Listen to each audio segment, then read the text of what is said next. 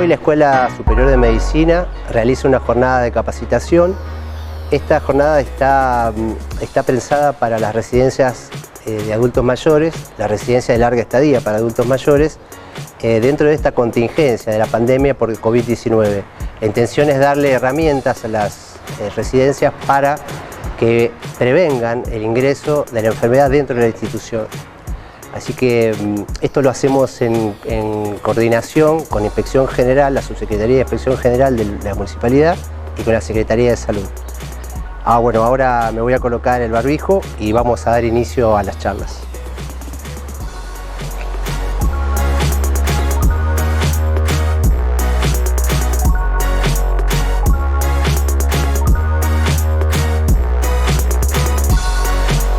Esta jornada nosotros la empezamos a pensar desde la Escuela de Medicina ya hace aproximadamente 2 o 3 meses cuando todo comenzó y empezaron a llegar las noticias de lo que aconteció en Europa, especialmente en España y en Italia.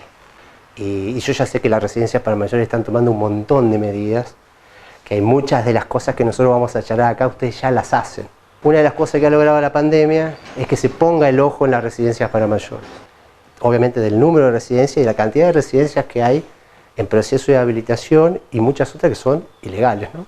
La intención es, ya les digo, que ustedes tengan más herramientas para evitar, para prevenir el ingreso de COVID en las instituciones. Ustedes sabrán que el COVID ya entró en establecimientos de Mar del Plata, pero por suerte, lo bueno es que quedó en 2 casos. A diferencia de lo que sucedió en muchos lugares del mundo, que incluso está pasando en Cava, donde cuando se detecta el establecimiento está con numerosos pacientes infectados, enfermos, incluso fallecidos y gran parte del personal. Esta es un poquito la hoja de ruta de lo que vamos a charlar, ¿sí? Vamos a pasar de largo para no perder tiempo. ¿A qué llamamos una pandemia? Bueno, cuando surge un nuevo microorganismo que es desconocido, aparece lo que se llama una enfermedad emergente. Estos microorganismos, obviamente, como son desconocidos para el sistema inmune de las personas, son más difíciles de controlar y generalmente son de más fácil transmisión. Por eso generalmente comienza en algún brote en algún lugar del mundo, ese brote se expande rápidamente y bueno, en muchas ocasiones se dan simplemente epidemias, pero en este caso, por la gran transmisibilidad del coronavirus, ¿sí? La gran transmisibilidad se produjo una pandemia que afectó prácticamente a todos los países del mundo. Creo que 9 o 10 son los únicos que no han declarado caso de COVID-19. Y hagamos un repaso. Si bien hay muchas teorías conspiracionistas, las pandemias son algo que ha sucedido históricamente y van a seguir sucediendo, ¿sí? Uno puede tener teorías, que se fabricó, que el 5G, no todo lo que hay uno en internet está lleno de teorías, pero lo que sabemos es que nosotros vamos a tener, en la historia de la humanidad siempre hubo y siempre va a haber. Yo voy a nombrar 3, hay muchísimas más, capaz que alguno de ustedes se acuerda de alguno, ha leído o recuerda, la puede decir. Pero la gripe española, la muy conocida gripe española, que fue una pandemia de gripe A, un virus gripe A, una influenza tipo A. Esa pandemia empezó realmente en el 17, duró más o menos 2 años. Esa pandemia mató 50 millones de personas en el mundo. 50 millones de personas. Eso comenzó al fin de la Primera Guerra Mundial. ¿Qué pasó? Le dicen gripe española, pobres españoles, quedó ahí históricamente, pero en realidad empezó en Estados Unidos. Los brotes se dieron en Estados Unidos. Lo que pasa es que Estados Unidos, como estaba mandando tropas a Europa por la guerra, ocultó la información, ¿no? Ahora que acusan a China de ocultar. Es decir, que históricamente los países han hecho eso. ¿Por qué? Por cuestiones políticas, obviamente. Entonces, siguió mandando tropas enfermas y obviamente eso se esparció por toda Europa y después por todo el mundo. Mató a más de 50 millones de personas. Pero como los españoles no estaban en guerra, eran neutrales, ellos llevaban una buena estadística oficial y registraban toda la información. De hecho, hacían todo lo que hacemos nosotros ahora, de aislamiento, cuidado, etc. Y quedaron como ellos justamente, que eran los que hacían las cosas bien, se les adjudicó la enfermedad a ellos. Por eso la conocemos como gripe española. Después la tan conocida, ¿no? La tan conocida gripe A, ¿se acuerdan? Cuando lo veíamos al secretario de Salud Ferro enseñándonos la higiene, ¿no? La higiene respiratoria, toser en el codo, fue la primera vez que todos empezamos a decir, bueno, no hay que toser en la mano, hay que toser en el codo, ¿se acuerdan? Higienizarse, usar el alcohol. Pero ¿qué pasó? Ahí teníamos un antiviral, ¿se recuerdan? El Tamiflu, el Tamiflu. Bueno, teníamos ese Tamiflu, ya teníamos una herramienta para el virus y además al poco tiempo tuvimos una vacuna que de hecho, hoy por hoy, dentro de la vacuna está incluido ese virus, ¿sí? La cepa que va siendo la que va siendo infectiva en el mundo es la que se introduce dentro de la vacuna. La OMS, cuando terminó la pandemia, declaró que habían fallecido en el mundo 18.000 personas. Años después, como siempre sucede, y va a suceder con esto, salieron datos reales donde se calcula que murieron 10 o 15 veces más de lo que dijo la OMS. Así que estamos calculando entre 200.000, 300.000 personas fallecieron en el mundo, ¿sí? Y bueno, ya saben, la pandemia actual, el COVID-19, recuerden, COVID-19 es la enfermedad, coronavirus, disease, enfermedad por coronavirus, 19 le puso la OMS por el año de inicio, y SARS, que es el verdadero nombre del virus, ¿no? Solo le decimos nuevo coronavirus, pero significa el coronavirus 2, porque ya había otro coronavirus, otro SARS-1, que significa síndrome respiratorio agudo grave o severo. Son las siglas en inglés. Ese es el verdadero nombre del virus, SARS-CoV-2. Y qué bueno que no sabemos bien hasta cuándo va a durar esta pandemia. ¿Cuándo empieza? En Wuhan, en una localidad, en una provincia de China, en diciembre del 2019, al menos la información que se tiene oficial. Yo cuando escuché Wuhan pensaba que era una localidad chiquita, tipo Santa Clara. No, tiene 11 millones de habitantes Wuhan. Es una gran urbe. En Argentina, bueno, desde que se vieron los primeros casos, en diciembre del año pasado, hasta ahora, en la actualidad, esto lo actualicé ayer. Se notificaron, ya hay notificado en el mundo 7,5 millones de infectados, de personas con COVID-19, con la enfermedad. Hay más de 400.000 personas que han fallecido, es decir, de los diagnosticados un 5,6% de mortalidad, ¿sí? De diagnosticados, ¿sí? Puede ser mucho menor, porque hay muchos casos que no se diagnostican. Y afectando a 185 países. Acuérdense que se reconoce en el mundo 195 países. Es decir, hay 10 países que no les ha llegado todavía, o nunca hay, al menos no lo han informado. En Argentina tenemos ahí el primer caso, cuando se diagnostica el 3 de marzo. Esto no importa, no es que vamos a leer todo el reporte, pero tiene algunos datos interesantes. Esto, acuérdense que Argentina hace un reporte matutino y uno vespertino. Esto lo pueden encontrar en la página del Ministerio todos los días. Para informarse y mantenerse actualizado está bueno. Ayer, por ejemplo, se confirmaron 1.226 casos. Estamos en aumento, en una curva en aumento. No es una curva en pico, es una curva más bien que viene llevando un ritmo que estaba previsto, pero estamos batiendo los récords de casos. 1.226 casos. Es decir, que Argentina ya tiene casi 26.000 casos diagnosticados desde que empezó en marzo. De estos fallecieron 5.583, es decir, un 2,24% de mortalidad. Pero ahora ya va aumentando paulatinamente lo que sería lo comunitario, cuando empieza a circular el virus. Y si uno va siguiendo el parte, va viendo cómo va bajando uno y va subiendo lo comunitario. Esto paulatinamente. Fíjense que en cuanto a las infecciones, casi no hay diferencia entre hombres y mujeres. Sí en la mortalidad, nos morimos más los varones. Ya lo vamos a ver, no se sabe bien, hay teorías, pero no se sabe por qué. Se registraron ayer 18 muertes en Argentina, y esto también es interesante, porque fíjense que nos sirve para, especialmente ustedes que se manejan en el ambiente de personas mayores, que el promedio de edad es 40 años. Porque los mayores infectados están en el rango entre 20 y 59. Y mucha gente le dice la enfermedad de los viejos. Como si fuera una enfermedad. No, eso es un prejuicio. Sabemos, no podemos negar que las personas mayores son las que están teniendo mayores, los cuadros más graves y la mayor mortalidad. Pero los que realmente se infectan son los jóvenes. Son las personas más jóvenes. El promedio de edad es 39 40 años. ¿Sí? Obviamente que otro dato diferente es quiénes tienen los cuadros más graves, que terminan a lo mejor en una terapia, y quiénes son los que fallecen. pero no está explicado solamente por el envejecimiento. Ese es un factor. Nada, las medidas básicas de salud pública que han sido de toda la vida, de esas pandemias que vimos, por ejemplo, hay fotos, ustedes pueden buscar fotos, googlear y van a ver que se ha hecho lo mismo que se hace ahora. Aislamiento de enfermos durante los periodos de contagio, seguimiento, aislamiento de contactos, obviamente se intensifican todas las medidas de higiene, como estamos haciendo siempre, el calzado, que la ropa, que las manos, etc. Y bueno, y ahora tenemos esto, que por un decreto de necesidad y urgencia se dictó lo que es el aislamiento social, preventivo y obligatorio. Obligatorio, ¿sí? Que por ahí se va modificando algunas restricciones, pero hoy estamos, desde el 20 de marzo, estamos con este decreto de necesidad y urgencia. Bueno, algunos datos sobre el virus, ¿sí?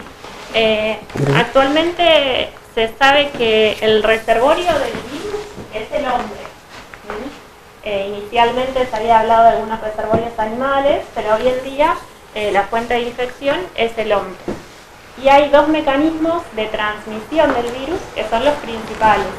Uno es a través de los aerosoles, ¿sí? Que son gotitas respiratorias que despedimos o cuando hablamos o tosemos o estornudamos. Estas gotitas son gotitas de tamaño mediano, por lo tanto no quedan suspendidas en el aire demasiado tiempo. Por eso se estableció una distancia de seguridad que es de 1,5 metros o 2, que es una distancia a la cual estas gotitas no alcanzarían. Y el otro mecanismo de transmisión es la transmisión cruzada, a través de las manos, ¿sí? Nuestras manos contaminadas, ya sea por haber tocado una superficie contaminada o a un paciente, y que luego tocan nuestra boca, nariz u ojos. Esas son las dos vías de infección principales. Esto a nosotros, si bien es bastante básico, y ustedes dirán, pero esto yo ya lo sé, a nosotros nos sirve mucho porque, por ejemplo, estamos dando algunas capacitaciones en barrios, ¿no? Ustedes saben que en Mar del Plata se organizaron comités barriales de emergencia, que lo que buscan esos comités, hay un montón de representantes de los barrios, que lo que están buscando es justamente cuidar en su comunidad la transmisión de la enfermedad, ¿no? Especialmente tener un cuidado con las personas mayores de su zona, ¿sí? De sus barrios. Entonces hay mucho temor, porque por ejemplo sucedió en un barrio que se diagnosticó a una persona y le fueron a tirar piedras a la casa para que se vaya. ¿Y por qué hacen eso las personas? Y bueno, eso tiene que ver con la ignorancia. Justamente esto nosotros se lo recalcamos, porque el virus no es algo que nos va a penetrar la ropa, la piel.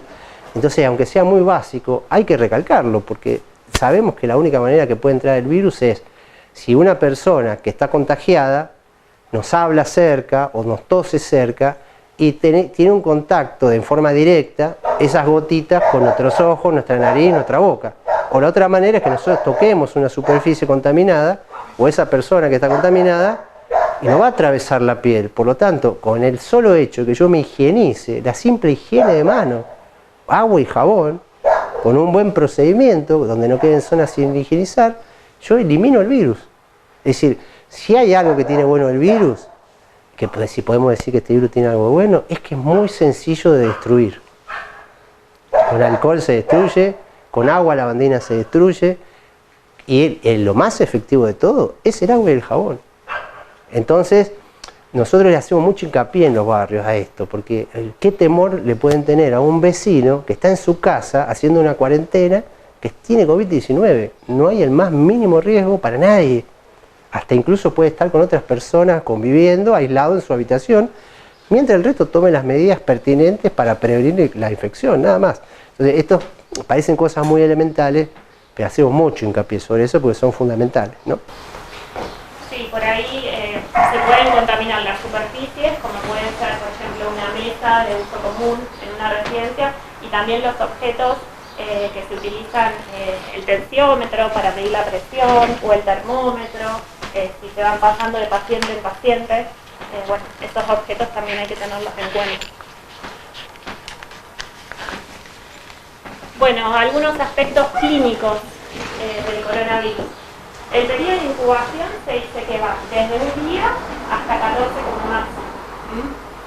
Y a partir de allí, la presentación clínica es muy variable. Hay personas que van a cursar asintomáticas, ¿sí? Que podrían en algún porcentaje contagiar. Y por eso... Ha habido gran debate en estos días con la OMS. Sí. La OMS está metiendo la pata un poquito, pero se contradice a veces en estas cuestiones, pero... No serían los más contagiantes, pero en algún porcentaje podrían hacerlo. Después, otra presentación clínica es un simple resfrío, que sería indiferenciable del resfrío por algún otro virus. Y hay un porcentaje de personas que pueden hacer cuadros más graves, que son neumonías complicadas. ¿Sí? Neumonías que se complican con síndrome de distrés respiratorio agudo, que pueden llevar al fallo multiorgánico y a la muerte. Ahí, disculpa, ahí con respecto a la contagiosidad, esa controversia que generó la OMS, que ya existía, pero la OMS ahora sí sigue estando la duda de cuál es el rol en el contagio de los asintomáticos, es decir, lo que sería un portador asintomático. Lo que no cabe duda es que los presintomáticos, es decir, que son esas personas que se contagiaron y están en periodo de incubación, son muy contagiosos, especialmente los días previos a empezar a tener síntomas. Eso está totalmente, se tiene certeza. Es decir, yo me contagié y estoy en un periodo de incubación y dentro de unos días voy a empezar a tener la sintomatología. Eso se tiene la certeza que los días previos la persona es muy contagiosa, pero es un asintomático. Lo que pasa es que ya va a tener la enfermedad porque es un presintomático. Y después está otro que son las personas, los súper contagiosos también, son también las personas que hacen cuadros leves. Hay personas que hacen cuadros mínimos. Nosotros vemos en los centros de salud personas que vienen con una rinorrea. ¿Cómo sabemos que no es coronavirus? No tenemos manera de saber, porque además no tiene criterio para hisopar. No tiene criterio para hisopar. Entonces nosotros nos encontramos con situaciones, estas son las personas que por ahí andan deambulando por la sociedad, que nosotros les decimos los zombies, pues son personas que se sienten bien y andan haciendo sus actividades habituales. Van al supermercado, van a trabajar, van a visitar familiares, van a visitar amigos, y bueno, y son los grandes, son los súper contagiosos, ¿sí? Es decir, no cabe duda que estas personas contagian, ¿sí? Bueno, con respecto a la presentación clínica, los síntomas, el más conocido por todos y el más frecuente es la fiebre, ¿sí? Pero bueno, vamos a ver que en este grupo, que es el de los adultos mayores, no es tan frecuente como en la población general. En la población general se presenta hasta en el 98% de los casos, pero no en el grupo de adultos mayores, ¿sí? Que pueden estar infectados y no tener fiebre. Después, otros síntomas habituales son los respiratorios, ¿sí? Que son los más conocidos por todos. Tos seca, secreción nasal, dolor de garganta. Y después puede haber también algunas manifestaciones de tipo general. Dolores musculares, acentuación del cansancio, anorexia, diarrea. Pero bueno, el grupo de adultos mayores en realidad es un grupo que se puede presentar con síntomas atípicos y no presentar ninguno de estos que nombramos. Por eso acá hacemos mucho hincapié, ustedes la saben muy bien, porque ¿alguno de ustedes es médico de acá? Sí. ¿Del grupo es médico alguno? ¿Enfermero? Enfermero, sí, obvio, sí. Bien. Pero ¿y los demás qué son? ¿Terapistas? ¿Encargados? Bien. Ustedes saben que no hay nadie. Dale, no hay problema. ¿Dejaste tu dato? Sí. Bien. No cabe duda que no hay nadie que conozca más al residente de la institución que ustedes, especialmente los enfermeros, que están todo el día, los enfermeros los conocen como la palma de su mano, conocen al residente. Entonces, recuerden que una persona de edad avanzada tranquilamente puede hacer un cuadro de delirium y no presentar fiebre ni tos. Entonces, lo que nos parece sumamente importante es tener en cuenta esto: pacientes con edad muy avanzada y con mucha comorbilidad, ni hablar si tiene deterioro cognitivo, no estar esperando los síntomas clásicos. Ver, simplemente estar tratando de estar atento a comportamientos diferentes a lo habitual. ¿Sí? Por eso la importancia de enfermería, que tiene un gran conocimiento de las personas, ¿no? Pueden dar obviamente los síntomas clásicos, pero también puede dar sintomatología típica. También se ha presentado como ACV, por ejemplo, como un síntoma típico. Bueno, esto muestra de manera gráfica la presentación clínica, ¿sí? Las diversas presentaciones clínicas. El 80% de las personas va a presentar un cuadro leve, ¿sí? Y el 20% restante, cuadros de moderados a graves. Pero ¿qué pasa? Hay un porcentaje de esos casos moderados a graves que va del 3 al 5%, que son los más complicados y tienen alto riesgo de muerte, ¿sí? Que es el porcentaje que va a requerir internación en una cama de terapia intensiva, con asistencia respiratoria mecánica y demás.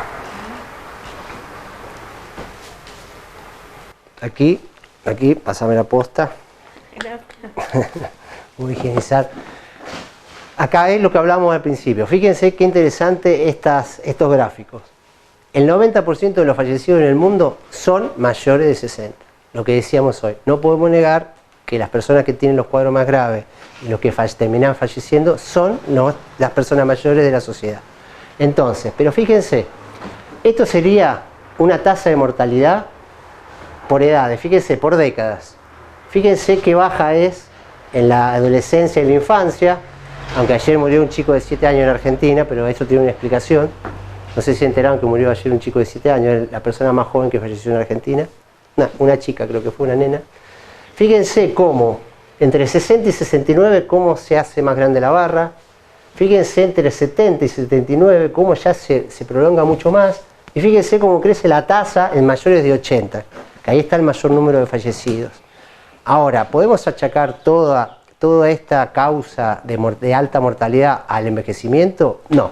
¿Por qué? Fíjense, esto sería la condición física de las personas que fallecieron. Problemas cardiovasculares, esta barra grande. Diabetes, esta otra.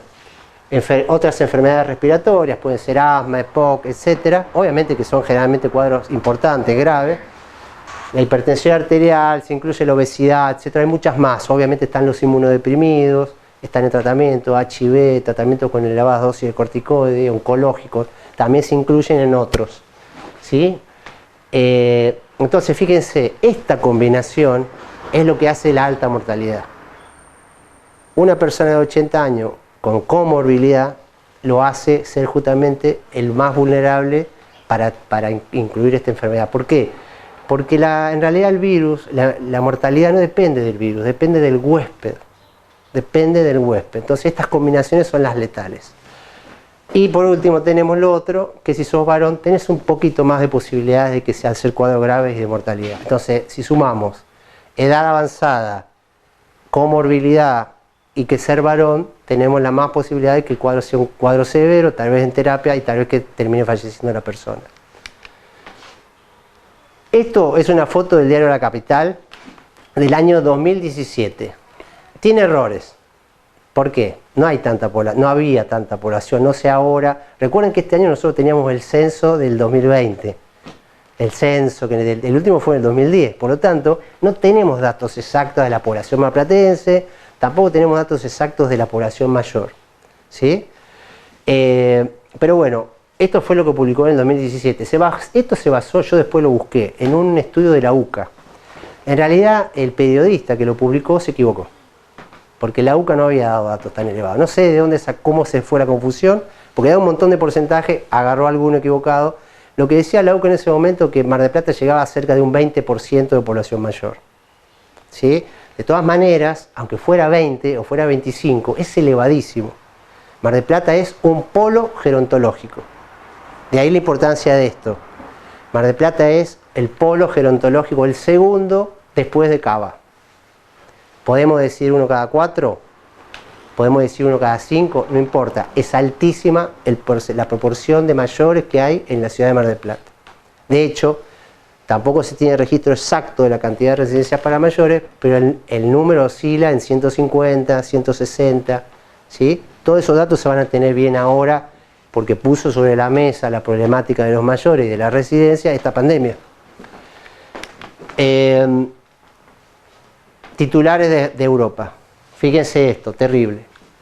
Sector vulnerable. La mitad de las muertes por... Esto lo dijo la OMS, y esto está... No es que un diario que lo inventó, esto lo dijo la OMS. El 50% de los fallecidos en Europa, cuando nosotros escuchamos esas cifras terribles de Europa, sepan que la mitad estaban en un geriátrico. Eso es terrible. Eso fue...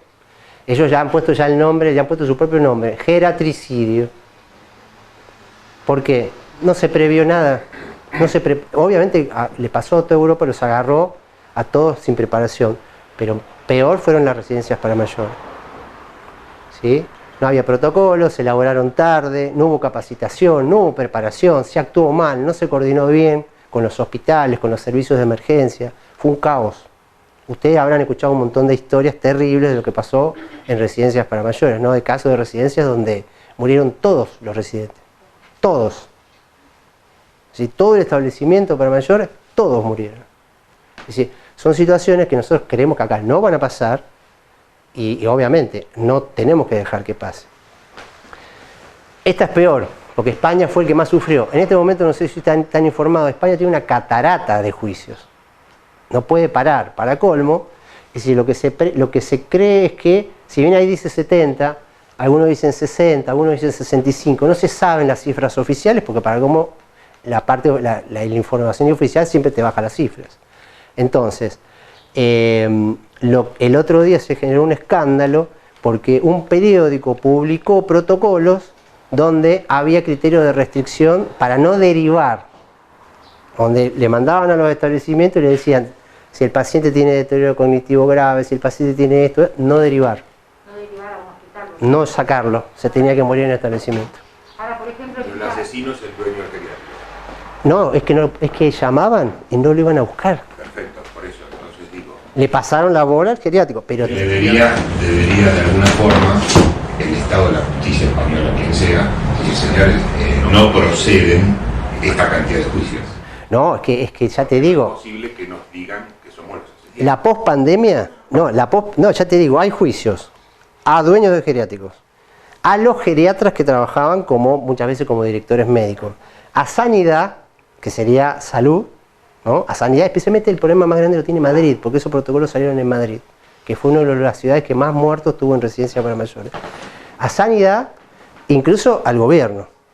Hay hospitales que tienen juicios, directores de hospitales. ¿Por qué? Porque también algunos hospitales, sin ningún protocolo, rechazaron el ingreso de mayores. Llegaban la ambulancia ahí y le decían volvelo.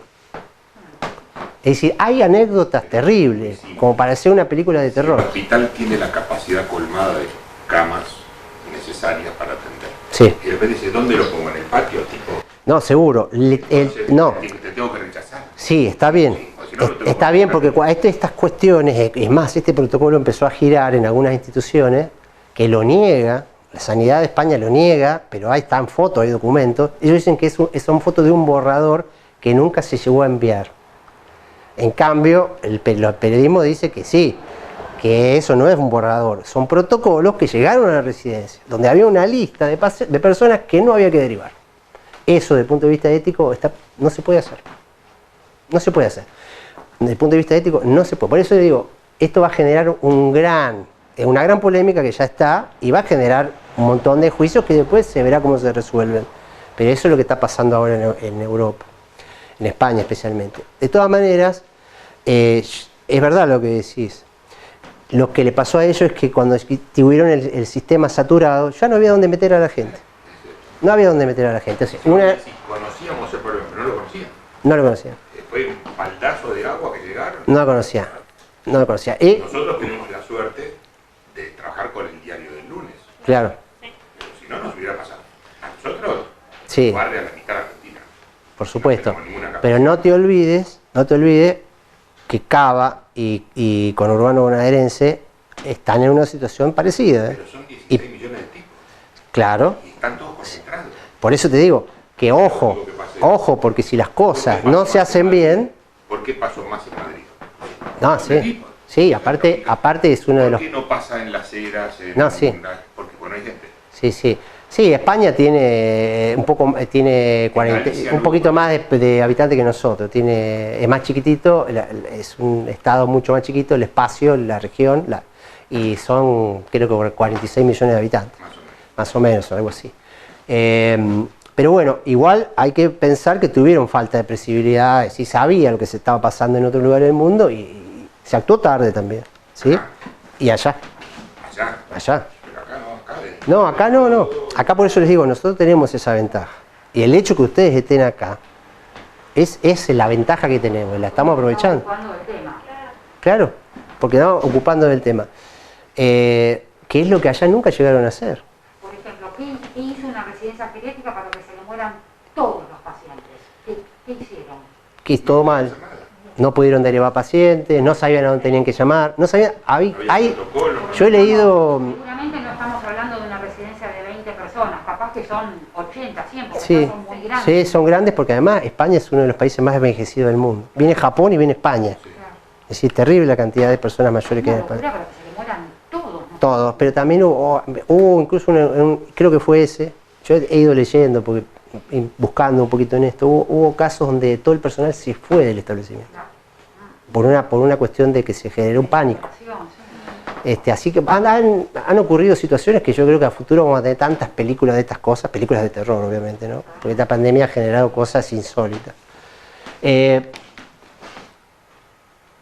Bueno, ya sabemos, hueste susceptible todas las personas, todas, pero más los mayores de 60, enfermedades, obviamente si tienen patologías crónicas, comorbilidades, y más si tienen varias, si viven especialmente en establecimientos cerrados, como pueden ser las residencias para mayores, bueno, y recalcamos ahí de vuelta lo de la sintomatología típica, mayor probabilidad de gravedad y de muerte. Ahora, ¿por qué las residencias para mayores tienen mayor probabilidad o son más vulnerables para tener casos graves y más mortalidad? Bueno, obviamente una persona que va a una residencia para mayores generalmente es porque el cuidador informal ya no lo puede sostener, ¿no? Ustedes lo habrán visto 1000 veces, que viene la persona todo compungida, yo a mi mamá no la puedo cuidar más, tiene Alzheimer, yo tengo que trabajar, ¿no? Esta historia es repetidísima. Está desbordado, estoy deprimido, me separé de mi marido no quiere saber más nada. Bueno, 1000 historias que hay detrás. Entonces, es un paciente de edad avanzada, con alta dependencia, justamente es lo que hace que se queme, haga un burnout el cuidador informal, con alta dependencia física y cognitiva, son pacientes frágiles, ¿sí? Si no, no llegarían a una residencia para mayores. La mayoría tiene comorbilidad, tiene mucho contacto estrecho, no solamente con los otros convivientes de la residencia, sino con el personal. El personal los tiene que levantar, los tiene que abrazar para levantarlos, para higienizarlos, hay que bañarlos, hay que cambiarles los pañales, hay mucho contacto. Imagínense que nosotros, una de las medidas más importantes para no contagiarse es el distanciamiento. Y vos tenés que levantar a una persona con los dos brazos y hacer un contacto casi total de tu cuerpo con el cuerpo del otro. Fíjense cómo se empieza a complicar ahí todas estas cuestiones de la higiene y la prevención, ¿no? Pero no es imposible, sí. Discúlpame, esa persona que levanta Sí. al abuelo vino en colectivo. Por eso. Y vive Y capaz que trabaja sí. en la ciudad donde se puede contagiar. Seguro. Llega adentro del... Seguro, porque ahí es un talón de Aquiles. Absolutamente. Es un talón de Aquiles que ahí ahora vamos a tocar un poquito ese tema porque es interesantísimo y es ahí donde hay que trabajar. Porque a veces hacemos más hincapié en las medidas de higiene, pero donde más hincapié hay que hacer es con el personal. El trabajo fundamental hay que hacerlo con el personal. Bueno, esto nada, este es el titular del protocolo que le vamos a enviar, nada más que para que lo tengan en cuenta.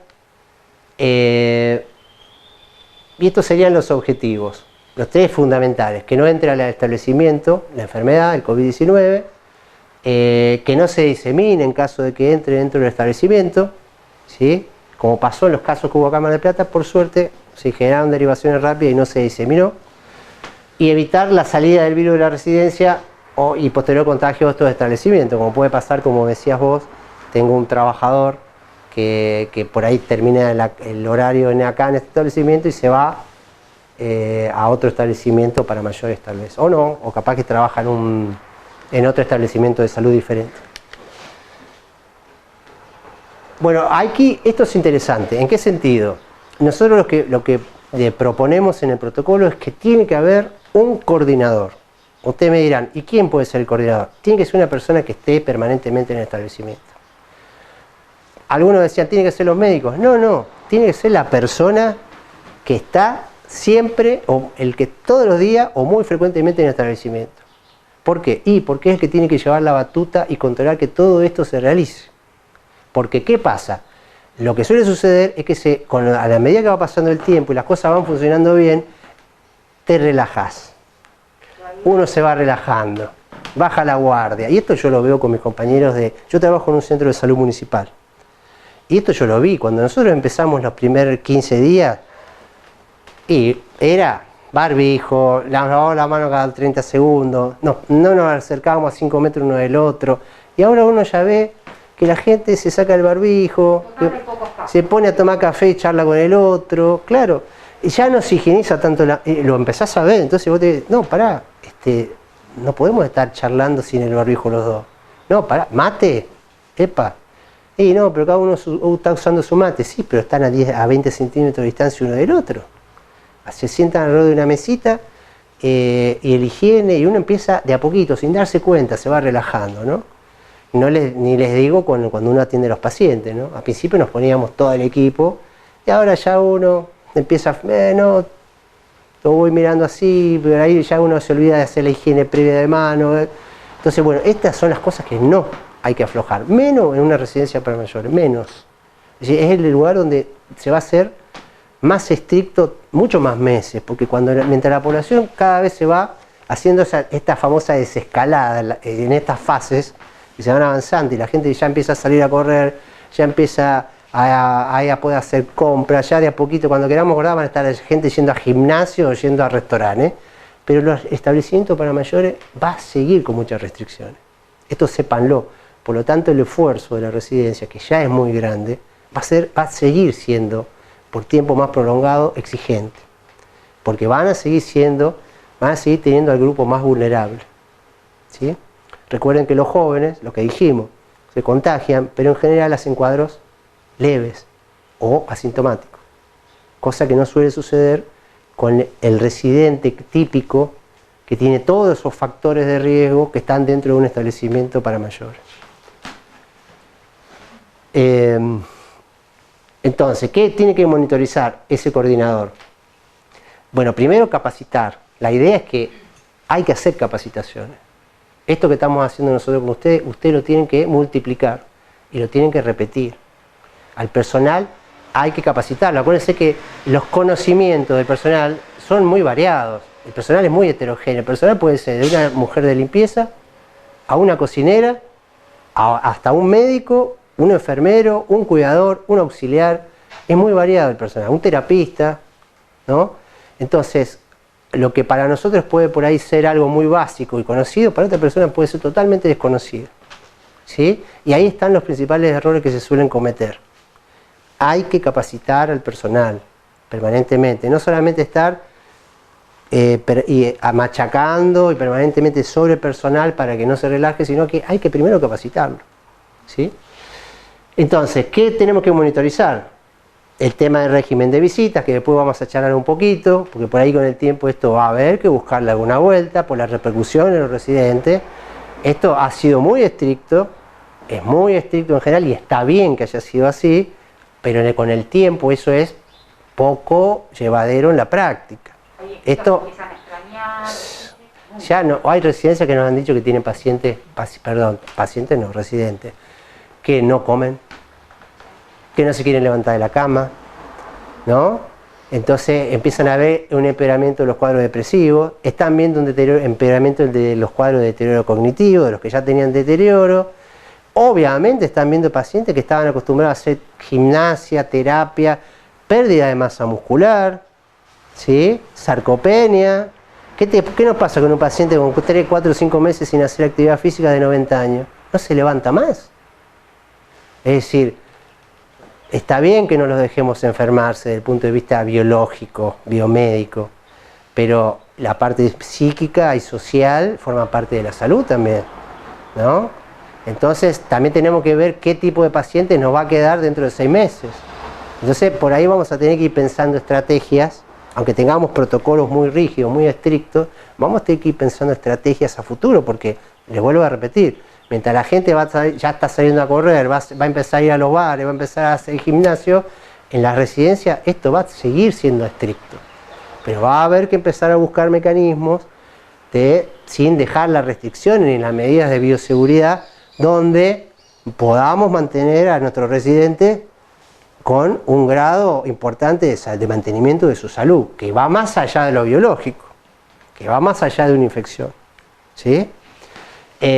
La comunicación es obviamente importantísimo, pero recordemos que nuestros mayores no son nativos digitales, para ellos no es lo mismo un celular, una tablet, que para un chico de 10 años. Mis hijos hace 3 meses que están encerrados en un departamento y están felices, no quieren salir. Ahora, los adultos mayores no les sucede lo mismo, ¿no?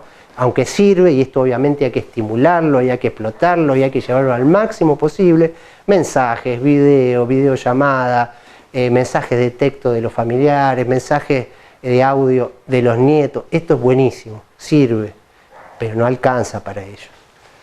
Contención emocional, la señalización de la institución importantísimo, el recordatorio de la higiene de manos, el recordatorio de instrucciones permanentes dentro del establecimiento, con carteles, cartelería es importante, la limpieza, que después vamos a repasar alguna cosita, y el uso del equipo de protección personal. Nada, esto es simplemente algunas definiciones, las vamos a pasar porque para diferenciar qué es limpieza, qué es desinfección, antisepsia, igual yo les voy a pasar a ustedes el PowerPoint, ¿sí? Las medidas básicas rápidamente, lavado de manos, higiene respiratoria, que es lo que aprendimos, ¿no? Toser en el codo, usar pañuelitos descartables, desecharlo, higienizarse las manos, no tocarse la cara, los ojos, la nariz, mantener la distancia, el cambio de ropa personal, que ahora vamos a ver un poquito hablar de eso, control clínico de cada residente y la higiene del establecimiento, que ahora también vamos a tocar ese tema. El control clínico, acuérdense, normalmente nosotros hacemos menos control, es decir, los controles que hacíamos habitualmente, que llega la enfermera del turno de la mañana, toma la fiebre, toma la temperatura o le toma la presión, no, 2 veces por turno hay que hacerlo, pero además hay que incluir en lo posible oximetría de pulso. Los establecimientos tienen que tener oxímetro. Recuerden que estamos hablando de personas mayores que a lo mejor no está tosiendo, pero está saturando mal. Y además hay que conocer cómo satura ese paciente. Recuerden que si bien lo normal es que sature más de 95, cualquier persona, pero una persona que tiene POC, insuficiencia cardíaca o algo, puede saturar menos y es normal para esa persona. Ahora, si yo sé que esa persona habitualmente satura 92, 93 y me encuentro que está saturando 89, algo anda mal, está haciendo insuficiencia respiratoria. ¿Sí? Esto es importante, el oxímetro de pulso, especialmente con las personas con las características de las residencias para mayores. Perdóname, Víctor, también me parece que en el uso del oxímetro, para Sí. capacitar al personal, ¿cuáles son los errores que pueden dar los oxímetros de pulso? Por supuesto. ¿No? Porque ahí podemos tener grandes errores en la O, por supuesto, y tomar una decisión errónea. Está muy bien lo que decís, pero por eso volvemos a recalco lo anterior, capacitar. Capacitar, es decir, si antes hacíamos un control en el día o a lo mejor 2 en el día, hay que hacer 2 por turno. Hay que tomar la presión, hay que tomar los signos vitales, la frecuencia cardíaca, ver la frecuencia respiratoria, tomar la temperatura. Hay que hacer oximetría de pulso, es decir, hay que estar y ver los cambios de comportamiento, especialmente de los pacientes de edad más avanzada y con deterioro cognitivo, porque son los que pueden presentar los síntomas más atípicos, ¿sí? Un cuadro de delirium lo podemos llegar a ver en una persona constipada, a ustedes les habrá pasado, ¿no? Es decir, imagínense con un cuadro, para ir un paciente con neumonía, lo único que nos vamos a ver es que está haciendo un cuadro de delirium, ¿sí? Bueno, así que la higiene de manos, también, todo el mundo sabe lavarse las manos, pero estos pasos que parecen a veces tan engorrosos, ¿no? Nosotros le decimos la higiene, el lavado, que es cuando das agua y jabón, y desinfección cuando es con alcohol y gel. Es importante decir al personal, si yo tengo un baño, lo más importante es lavarse las manos. Yo, por ejemplo, en el CAPS, en el Centro de Salud Municipal, me lavo las manos con agua y jabón. No uso el alcohol en gel. Ahora, acá sí, porque no tenemos un acceso fácil al baño. Entonces sí, está bueno que yo cada tanto me higienice con alcohol en gel. O como cuando salgo al espacio público y manejo dinero, tarjetas de crédito, voy, toco barandas, picaportes para entrar a algún lugar, sí, está bien. El alcohol en gel es muy efectivo. Lo que sí hay que tener una técnica, que no importa si uno se sabe los pasos de memoria, porque la gente, estos pasos son tan complejos que lo importante es que no quede zonas de la mano sin higienizar, ¿sí? Entonces, por ahí lo repetimos. Y esto hay que hacerlo con el personal. Hay que hacerlo con el personal. Entonces, ¿cuáles son los pasos? Igual todo esto está, también le vamos a mandar el video que dice, para que ustedes se los pasen al resto del equipo, ¿eh? Entonces, primero son palma con palma, después se va, así, se entrelazan los dedos con los dos, se va al dorso, se repite con la otra mano, después se hace esto, que es yema, para la yema, se hace como un montoncito que es también para la yema, pero la parte de las uñas, sector que nunca higienizamos, ¿sí? Y por último nos queda el gordo, que siempre lo dejamos afuera, ¿eh? El dedo gordo, la parte del dedo gordo. También se puede, si uno quiere ir un poquito más a la muñeca, pero recuerden que lo que más contacto tiene son los dedos, ¿sí? Entonces ahí no hemos dejado, estas técnicas tienen una explicación. No dejamos zona de la mano sin pasar el alcohol en gel. Después no hay que acelerar el secado, ni usar una toallita, hay que dejar que simplemente se seque solo. Es muy importante estos pasos para no tocar sectores, pero además recordar al personal que de tener acceso a agua y jabón es más efectivo que el alcohol en gel. ¿Se acuerdan la locura del alcohol en gel? Todo el mundo comprando toneladas de alcohol en gel como si fuera la solución a todo, ¿no? O papel higiénico, que nunca entendí. Compras de toneladas de papel higiénico. En Europa y Estados Unidos fue peor. Fue peor. Desabastecían los supermercados de papel higiénico. No sé para qué. Bueno. De esto se recomienda que el coordinador coloque carteles recordatorios, porque en realidad es una medida que parece tonta, como cuando hablamos de los medios de transmisión del virus, pero es básica, es fundamental y es una de las medidas que tienden a relajarse con el tiempo. Y un lavado de manos de unos segunditos no sirve, en realidad.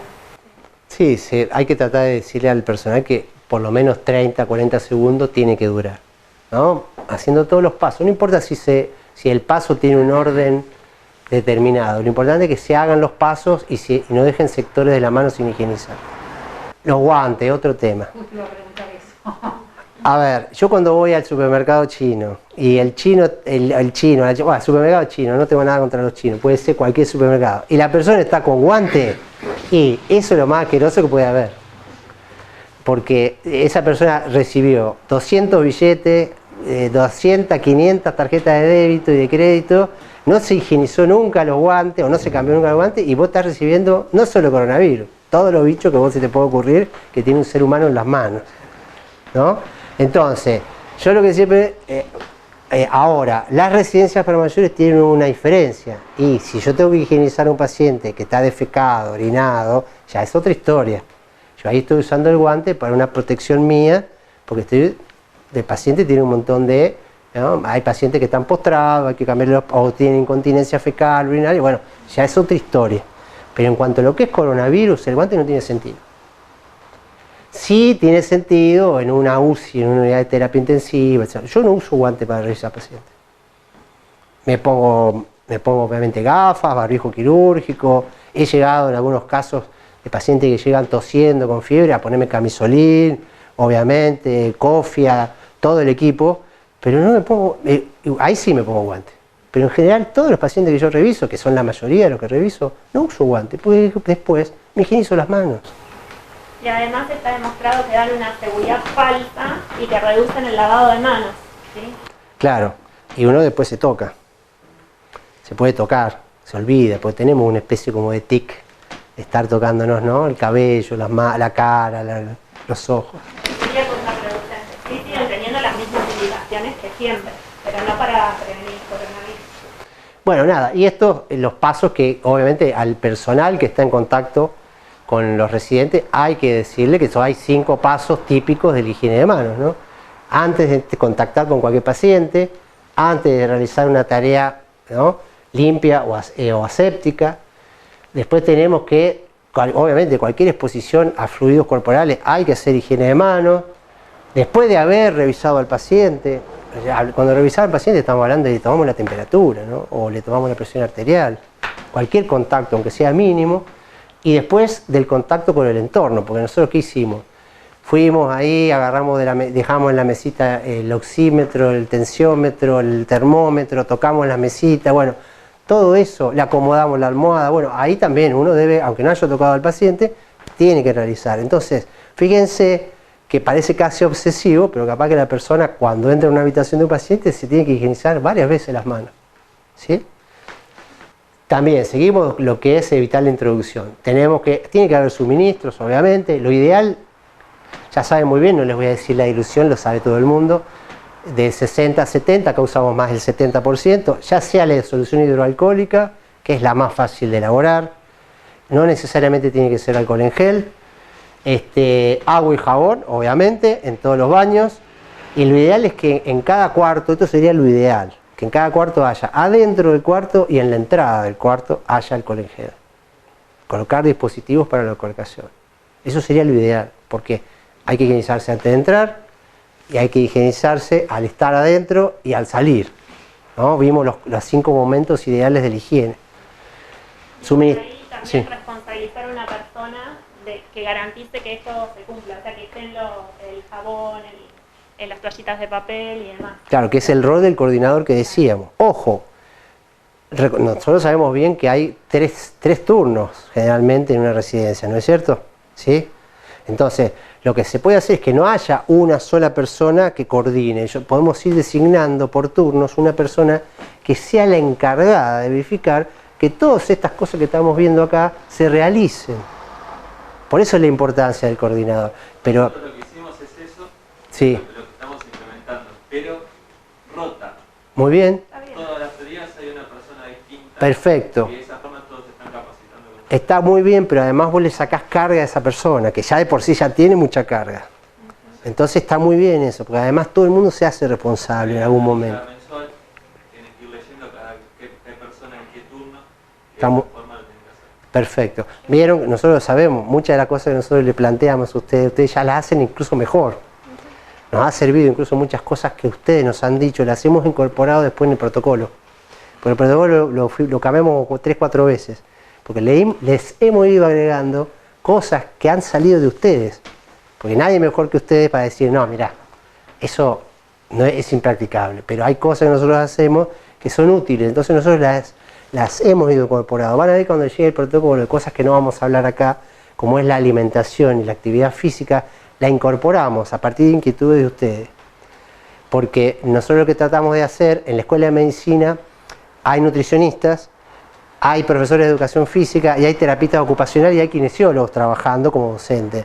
Entonces nosotros le dimos ese trabajo a ellos, que nos elaboren un anexo que hable de alimentación, que sea simple, pero que sea bueno, no solamente para el cuidado de los alimentos, para evitar el contagio, desde que entre el alimento al establecimiento, cómo se procesa, hasta qué tipo de alimentos serían los que hay que mantener para una buena nutrición, sino además algunas actividades físicas que, ya que no están entrando los terapistas en muchos establecimientos, porque hay algunos establecimientos que están haciendo estar a los terapistas, y está bien, si lo hacen con las condiciones adecuadas, no lo vemos mal. Creo que a futuro todo el mundo va a tener que hacerlo. Y están entrando en algunos casos kinesiólogos, capaz que para casos particulares por ahora, gente que lo necesita mucho. Pero a futuro esto se va a tener que hacer. No vamos a poder tener a nuestros mayores, a los residentes sin ningún tipo de actividad. Sin ver la familia. Claro, sin ver familiares. Eso, y es más, muchos establecimientos, ya vamos a ver ahora un videito cortito, ya están buscándole la vuelta a las visitas. ¿Sí? Entonces, seguimos un poquito. Los desinfectantes. Esto ustedes ya lo saben, obviamente ya lo están utilizando. No tengo que decirles mucho de las dos formas de alcohol, al 70, muy fácil de hacer. Yo, en general, obviamente ya saben que para higiene de manos, pero yo lo uso mucho, por ejemplo, este no se romperá, ¿no? Lo uso mucho para los celulares. Acuérdense que esto es un caldo de cultivo de todo. No sé dónde tengo un cosito. ¿Tiene conocimiento de la preparación? ¿El alcohol? Sí. también tiene vencimiento. Dura más que la lavandina, pero también. Lo ideal, lo que nosotros le recomendamos, este por ahí ya está preparado y sí viene con fecha de vencimiento, pero en general cuando ustedes preparen, traten de no hacer envases muy grandes. Envases pequeños que se gastan en corto tiempo, porque se altera. Ahora, se altera menos que la lavandina, porque no es tan sensible a la luz y a la temperatura como la lavandina. Vieron que generalmente vienen en envases transparentes, son de mayor durabilidad, no le afecta la luz. En cambio, fíjense la lavandina, ustedes la van a encontrar siempre con envases o blancos o negros o amarillos, ¿sí? La típica es el envase amarillo de lavandina. Ahora, la lavandina es el desinfectante de elección. ¿Por qué? Precio y eficacia. Esto vale entre 35 y 40 pesos un litro. 35 pesos un litro. Que acuérdense que la lavandina es importante porque la mayor parte de las lavandinas comercializadas en Argentina vienen de 25 gramos por litro. 25 gramos por litro. Importante verlo. Porque hay otras lavandinas que vienen del doble. Y la dilución hay que hacerla a la mitad. Fíjense, esto en realidad lo que aconseja la FDA de Estados Unidos es que tenga 500 partes por millón. ¿Sí? 500 partes por millón. Los cálculos son complejos, pero en definitiva son 20 mililitros, ¿no?, de agua lavandina, con esta concentración de 25 gramos, 20 mililitros cada litro de agua. ¿Sí? 20 mililitros por litro de agua. ¿Qué quiere decir? Si yo quiero hacer en un balde 5 litros, echo 100 mililitros. ¿Qué son 100 mililitros? Un pocillo de café, por ejemplo, si uno quiere usar medidas caseras. ¿Sí? Pero bueno, esas serían las diluciones. Obviamente usamos la mitad, si se llega, generalmente los bidones grandes pueden venir con la concentración que es el doble. Usamos la mitad, 10 mililitros. ¿Sí? Es la elección, ¿sí? Es la elección, porque... Puertas, paredes, mesas, para todas las grandes superficies. Después tenemos este otro que ahora se ha hecho muy conocido. Los derivados del amonio cuaternario, cloruro de benzalconio. ¿Dónde se está usando esto? ¿Vieron los que andan rociando, vaporizando por la ciudad con esos mamelucos blancos? Usan esto. ¿Vieron las cabinas sanitizantes? Usan esto. Se pueden usar otras cosas, pero se usa esto. Ahora, ¿por qué le decimos que de elección aquel? Este cuesta 250 pesos. Este cuesta 35. Y este es igual de eficaz, o más. Ahora, ustedes dirán, ¿y por qué lo usan? Bueno, en realidad esto tiene una ventaja sobre la lavandina. Es menos tóxica a esa dilución y no daña las telas. No mancha. La harina sanitizante, esto no puede ser porque te mancha la ropa. Compramos la cabina. Claro, a comprar la cabina. La casa. Claro. Bueno, pero ¿qué pasa? Ahora, para telas por ahí, ¿vieron estas sillas que ustedes están sentados? Son de tela. Yo no puedo usar lavandina. Claro. Pero sí puedo usar cloruro de benzalconio. Ahora, ¿cómo tengo que comprarme todo ese equipo enorme? No. Por ejemplo, la otra vez fui a Easy. Yo no estoy haciendo propaganda Easy. Fui a Easy y tenían desde esos que andan con esas mochilas terribles hasta un simple rociador.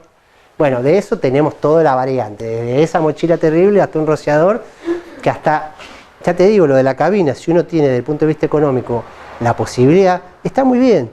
Pero no todo el mundo puede comprarse una cabina sanitizante, que yo calculo que debe estar sus 70.000, sus 8.000, 80.000, 100.000 pesos. Yo puedo tener tranquilamente un vaporizador y cuando llega la persona, la hago cerrar los ojos, obviamente hago una buena dilución y la puedo rociar. Sí, Pero, lo que se hace en el lugar donde yo trabajo. claro, Se hace con, nosotros tiramos, claro, la puedo rociar. Igual nosotros hacemos mucho hincapié en el cambio de ropa. Yo prefiero el cambio de ropa. Realmente prefiero el cambio de ropa.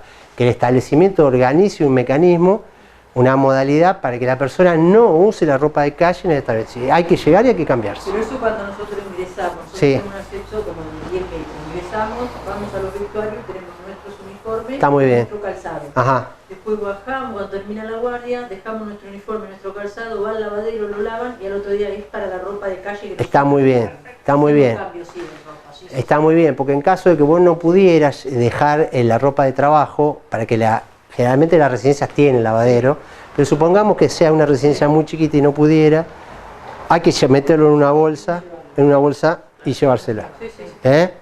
Sí, hay que meterlo en una bolsa y llevársela y limpiarlo en la casa, ¿no? Como ya sabemos después, eso está todo en el protocolo, cuáles son las formas ideales de yo no sé dónde queda. Bueno, para lo que sería entonces, en resumen, no es que sea mejor que el cloro, que el hipoclorito de sodio, las diluciones del agua lavandina, ¿no?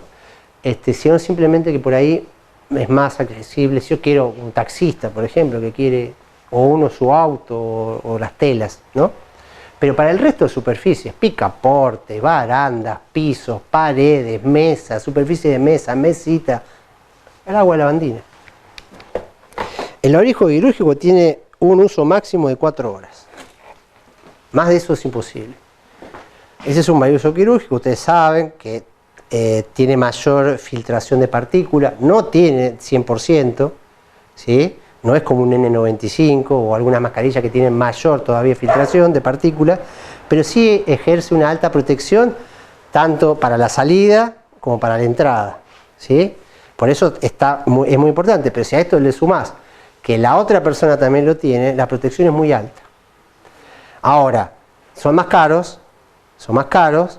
y implicaría que cada persona del establecimiento usaría 2 por día, por turno. Multiplicado por cada persona, ¿no? y por 2 nos da una cifra bastante alta.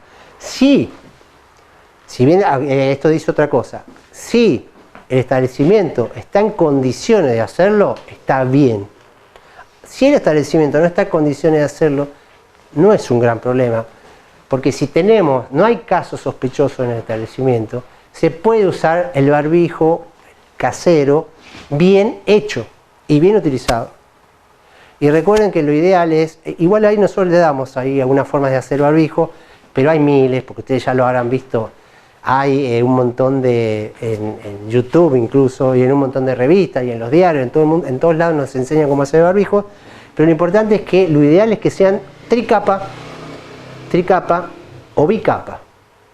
Si es bicapa, se puede hacerle un bolsillito para colocar en el medio, puede ser un filtro de café o una servilleta, incluso una bandita de friselina, porque le da mayor absorción lo hace más impermeable. Sí, muchos lo hacen solamente de algodón. La tela ideal es el algodón, pero lo que se recomienda es que no sea solo de algodón. Pues una de las capas tendría que tener friselina, y podría haber 2 capas de algodón y una de friselina, o una de algodón, friselina y alguna de propileno, alguna más impermeable por fuera. Es decir, hay que tratar de buscar que sea de varias capas. Uno ve a la gente generalmente en la calle con barbijos que dejan mucho que desear, ¿no? No solamente porque cómo están hechos, se caen, no cubren la nariz, no cubren la boca, no cubren bien, ¿no? La gente se lo saca, le incomoda, tienen una sola capa. Hay que hacer barbijos que sean realmente que sirvan, ¿no? Para lo que estamos buscando. Acuérdense que el barbijo fundamentalmente le da protección al otro. Entonces, si nosotros sabemos que el problema para el establecimiento es el personal no puede estar en ningún momento sin barbijo. No puede estar en ningún momento sin barbijo. Sí puede estar el residente. Y dejaríamos, en caso de que no tuviéramos la posibilidad de tener barbijo quirúrgico, solamente para cuando aparece un sintomático y sea caso sospechoso, o confirmamos. Obviamente el ideal es el N95, pero con el barbijo quirúrgico alcanza, y acuérdense que nosotros, ante la aparición de un caso sospechoso, le colocamos el barbijo quirúrgico. La persona se aísla y se le coloca un barbijo quirúrgico, ¿sí? Ahí sí el residente tiene que tener colocado un barbijo quirúrgico. Y obviamente, que lo vamos a pasar rápido después, porque ya lo estoy diciendo ahora, cuando tenemos un caso sospechoso, hay que seleccionar un personal que va a ser exclusivo para atender al caso sospechoso. Recuerden que ese caso sospechoso nosotros lo tenemos que sacar lo antes posible del establecimiento. Tiene que volar. No puede quedar en el establecimiento mucho tiempo. Pero puede llegar a pasar que por algún retraso esté horas. Por lo tanto, hay que tener un lugar para aislamiento. Tenemos que tener un personal, un enfermero. Vos vas a ser el encargado de entrar y controlarlo, los signos vitales, de ver cómo evoluciona. Un personal de limpieza que no va a poder limpiar todo el establecimiento, exclusivamente va a tener que limpiar ahí. ese enfermero no va a poder después ir a la habitación número 5 y a la número 6 a seguir haciendo las funciones, porque estamos con un caso sospechoso. Te digo que económicamente es inviable, absolutamente inviable. Estamos hablando, pensá en esto, más inviable es que se enfermen 10 residentes. De todos Se modos, puede evitar, es un mal escenario porque la derivación en teoría usa rápido. Claro, en teoría va a ser de horas. En teoría de horas. No estamos hablando de que lo va a tener 5 días, ni siquiera un COVID adentro. Pero ¿qué pasa? Esa persona que fue exclusiva de ese paciente, de ese residente, tiene que hacer cuarentena. No, te explico por qué. No siempre. Lo van a hisopar igual. Seguramente se va a tener que ir unos días y lo van a hisopar. Pero te digo, acuérdense que habíamos estado diciendo que el equipo de protección personal hay que tenerlo para situaciones especiales. Y esta es la situación especial. Ese que entre a la habitación va a entrar con gafas, máscara, barbijo quirúrgico y camisolín y toda la higiene que tiene que tener, obviamente, que dijimos, de mano y calzado. Así todo tiene que ir a cuarentena. Así todo, el riesgo de contagio, es bajísimo. Porque acordate que además estamos hablando de una persona sospechosa. Ni siquiera está confirmado. Capaz que la persona tiene, capaz que tiene otra patología respiratoria. De todas maneras, por eso digo, Siempre pensemos en algo extremo. estamos pensando, y pues, sí, porque es lo que pasó acá, por ejemplo. Es decir, se actuó bien. De todas maneras, obviamente, después hay que hisopar a todos los que son contactos estrechos, que ustedes ahora lo pasamos rapidito, pero contacto estrecho, para resumirlo, ¿quién es? El que lo atendió, ¿no? Especialmente si no usó protección personal, porque si usó protección no se considera caso estrecho. ¿Sabías? Es que la persona que ha tenido contacto, por supuesto, que cuida Bien, de alguna manera. porque muchas veces, acuérdense que la mayoría de las habitaciones son compartidas, el que ha estado compartiendo habitación, baño, se consideran casos y hay que hisoparlos. Ahora, con el tema de los hisopados, ¿no es bueno que ya hayan empezado a hisopar a los residentes, a los En Buenos Aires ya lo están haciendo en establecimientos para mayores. No, te explico. Yo me comuniqué el otro día con uno de los encargados de provincia, porque lo leí en una noticia y lo llamé. Y me dijo, tenés que hacer el pedido a través de la región sanitaria octava. Nosotros ya lo pedimos Lo hace hicimos más de por un mes. carta documento y todo. Bueno, hay que hacer el pedido a través de la región sanitaria Nos octava. contestaron, no los vamos a hisopar. Así es. Pero lo que pasa es que, ¿cuándo fue eso? Hace 10 días, No, 15 días. poquito más. 15 días. Bueno, porque esto es nuevo. Ah, Esto lo empezaron a hacer recién ahora en Buenos Aires, hace poquito. No se olviden que también están empezando a implementar, cosa que no estaba, que es el kit nuevo que elaboró el CONICET, que vale $8, versus 4.000, 5.000 pesos de la PCR clásica. Está perfecto, porque lo que apoya lo que dicen ellos, por ahí sería recomendable por parte de las autoridades, ya que nos demandan tantos protocolos. Sí, por supuesto. Que cada 15 días, por ejemplo, no digo a los residentes, porque es invasivo, pero si el que están tarde y saliendo constantemente, Sí. si el personal podría estar cada 15 Sí, días, para estar un poquito más protegidos, porque ya que nos exigen tantas cosas, Claro. Sí, de todas maneras, sí. Perdón, ¿no hay un criterio para el hisopado? Sí, hay criterio. ¿No se sale eso para cualquier... No. Actualmente no se sale a hisopar, no. No, de todas maneras, en Capital han hecho, no Capital, en Buenos Aires, en conurbano, han hecho ya en algunos establecimientos como especie de pruebas piloto de entrar a los establecimientos de mayores y hisopar a todos, a todo el personal especialmente. Han hecho ya, por eso yo me comuniqué por ese tema. Y acá esas pruebas se podrán hacer porque, ¿qué te da eso? Mucha información en cuanto a la situación. y prevención. Sí, igual lo que decía Patricia está bien. Yo te puedo hisopar a vos hoy Sí. y vos la semana que viene te positivizás porque te contagiaste después. ¿Qué garantía? Es decir, nos da por ahí un diagnóstico de la situación.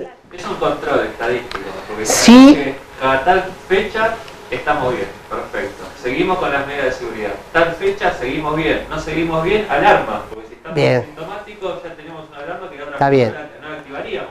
Yo lo que creo que, viendo cómo se da la situación, ¿no?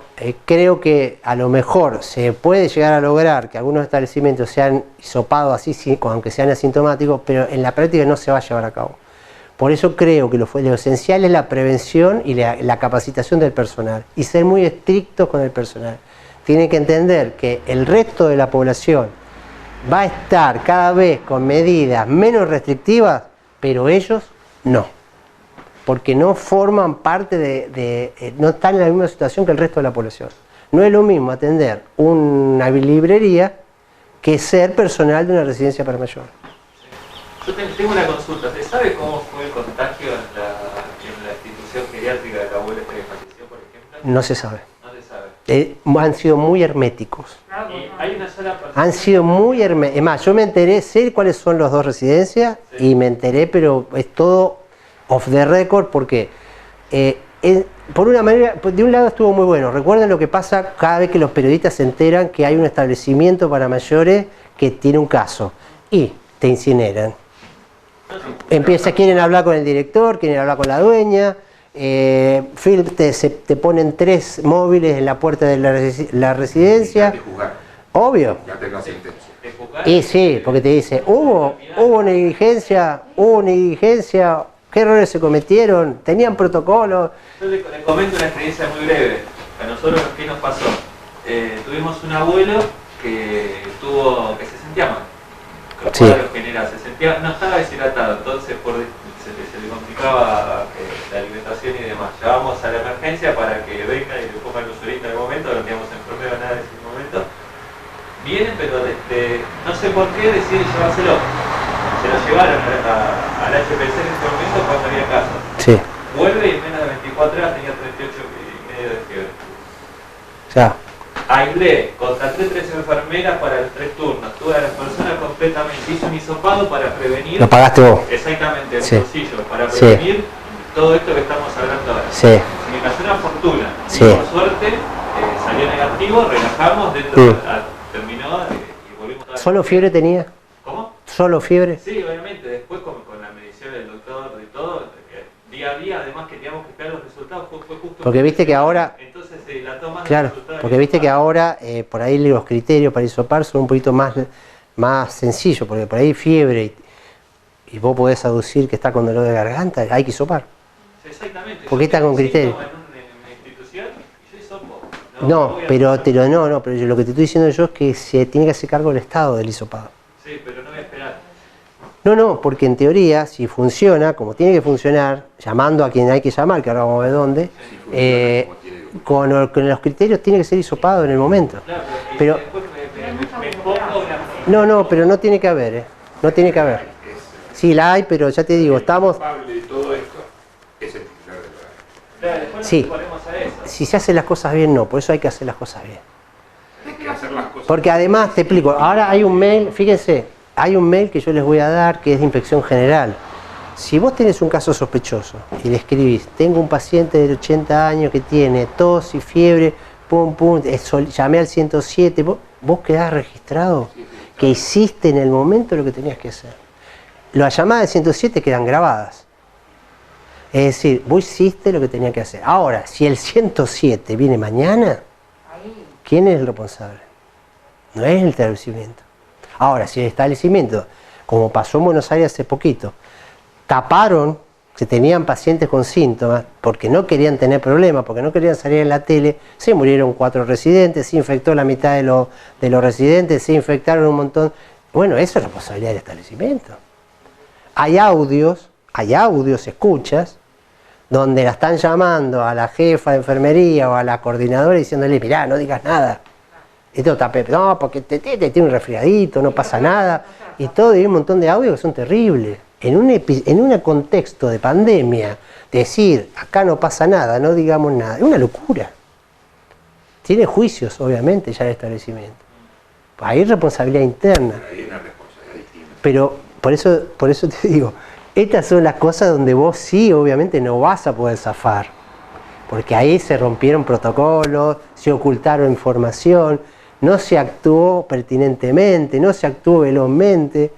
Se trató de silenciar al personal que quería decir, que comunicar que había gente que estaba infectada y que seguramente era coronavirus, y se la silenció, se la obligó a no decir nada.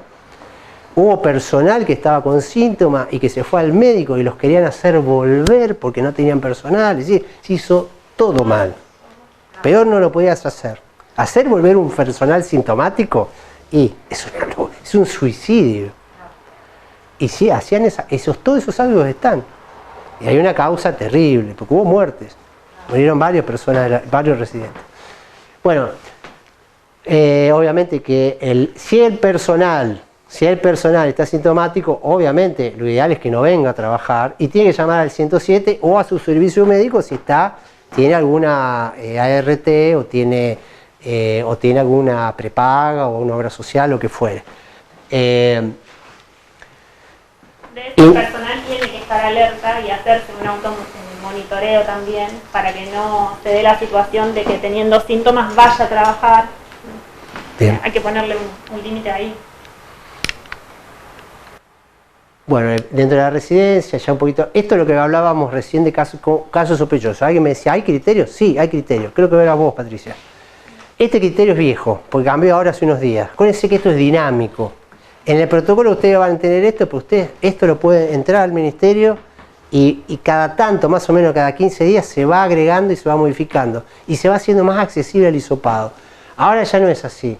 Con 2 de estos síntomas ya te tienen que hisopar. Ahora, ¿qué característica para la población general más que nada? 2 de esos síntomas, pero no solo eso. Si sos población general, haber venido del extranjero, haber venido de algún área de alta circulación, acuérdense que alta circulación es Cava, conurbano, hay algunas localidades del país que se consideran de alta circulación como es Chaco, hay algunos lugares de Río Negro, bueno, eso está informado también que es alta circulación. Yo tengo una persona que tiene estos síntomas y entró por algún motivo, entró a Mar del Plata desde Chaco, hay que hisoparla. ¿Sí? Fíjense que es tos, dolor de garganta, dificultad respiratoria, pérdida del olfato y pérdida del gusto, que pasaron a ser síntomas importantísimos. Antes era una cosa rara, que alguien había dicho, che, pero pierden el olfato, pierden el gusto, pasó a ser algo casi patognomónico de la enfermedad. Y acá está lo que sí nos interesa más a nosotros. Y esto es así, esto antes era más estricto. Personal, bueno, instituciones cerradas, residentes, esto sería lo que nos toca a nosotros con los establecimientos de larga estadía para mayores, 2 o más de los síntomas. Es decir, vos me decías, ya, tuve un paciente con fiebre. Si yo le levanto el tubo y le digo, mira, tengo un paciente con fiebre y está tosiendo, te tienen que hisopar. No tengo que tener ningún requisito más. ¿Por qué? Porque vive en un establecimiento cerrado. ¿Sí? Sí, eso está claro. Ahora, ¿puede no tener fiebre por una persona mayor? Sí. Nos dijo que le duele la garganta y está con un poquito de tos. Lo tienen que hisopar. No se puede negar porque tienen los criterios. ¿Sí? Yo por ahí me expliqué mal. En ningún momento dije... No, vos lo quisiste hacer para acelerarlo. No quisiste correr riesgo. No solamente para acelerar y perder el tiempo, sino para alarmar falsamente, ni que se generen rumores. No, está muy bien. Para evitar una falsa paranoia. Pero te generaste un gasto. Que generó un gasto enorme, sí, pero lo que hice fue proteger a todos los residentes de la institución, a los familiares de la institución y posible juzgar que reciben algún tipo de preconcepto que Sí. por nada. Bien. Sobre todo en un momento que estaba muy sensible y que estaba explotando el pico. No, sí, que había mucho miedo. Prendía la televisión, era geriátrico, Sí, todo el tiempo, sí, eso fue así, genera mucho miedo. Y fíjense que también, cómo se cambiaron algunos criterios, bueno, lo que sería contacto estrecho, que hablábamos recién, ¿no? Un síntoma, contacto estrecho, un síntoma. Ojo, lo que hablábamos recién, en la residencia igual se está hisopando aunque no tenga síntomas, pero lo que dicen los criterios de Nación es que vos tenés que tener, supongamos que yo separo y mando a la casa al enfermero que lo atendió, pero con un síntoma que le aparezca hay que hisoparlo. Te llama un día y te dice, che, vos sabés que empecé a tener un poquito de fiebre, hay que hisoparlo. Che, estoy con dolor de garganta, hay que hisoparlo. Vos sabés que no siento nada, no huelo la comida, no la siento, hay que hisoparlo. Un síntoma, contacto estrecho. Y acá donde tomó un rol importantísimo la pérdida de olfato y gusto. Con solo tener eso, hay que hisopar. Hay que aislar y hisopar antes de 72 horas. Hay que decir, te vas a tu casa 3 días y hay que hisoparlo. Nosotros lo que estamos haciendo en el CAPS es esto. La persona, para poder entrar al centro de salud, le tomamos la temperatura. Si tiene fiebre, obviamente lo hacemos entrar por otro sector, que tenemos un sector de aislamiento, ¿sí? Tenemos un consultorio de aislamiento, le hacemos higienizar el calzado, le damos alcohol en gel para las manos y le hacemos oler café. Ustedes dirán, ¿por qué café? Vieron que se hizo experiencias con vinagre en muchos lugares. En las obras privadas creo que es vinagre. Claro, pero ¿saben lo que nos pasó a nosotros? Nos pasó que mucha gente le hacía oler el vinagre, yo calculo que es porque es muy potente, y no sabían qué era. ¿No sabían? No te podían describir qué les estaba haciendo oler. Yo dijimos, che, tenemos un COVID-19 acá, hay que hisoparlo. No, probemos con otra sustancia.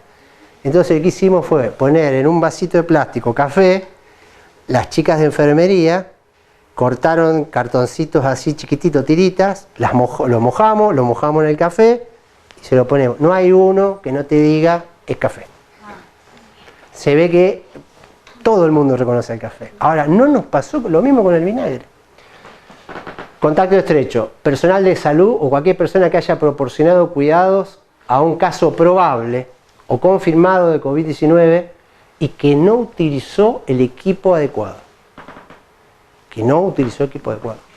Cualquier persona que haya permanecido a una distancia de menos de 2 metros con un caso probable confirmado, al menos 15 minutos, mientras la otra persona presentaba síntomas. Yo fui a visitar a un amigo, y la persona tosía un poquito, no sé qué me duele la garganta, yo estuve un rato charlando, y bueno, eso es contacto estrecho. Esto más para la residencia, persona que comparte habitación, baño o comedor con los casos sospechosos. Hay que aislarlo, obviamente 14 días hay que hisoparlo. En cuanto a la diseminación, obviamente, tenemos que el caso sospechoso lo tenemos que aislar.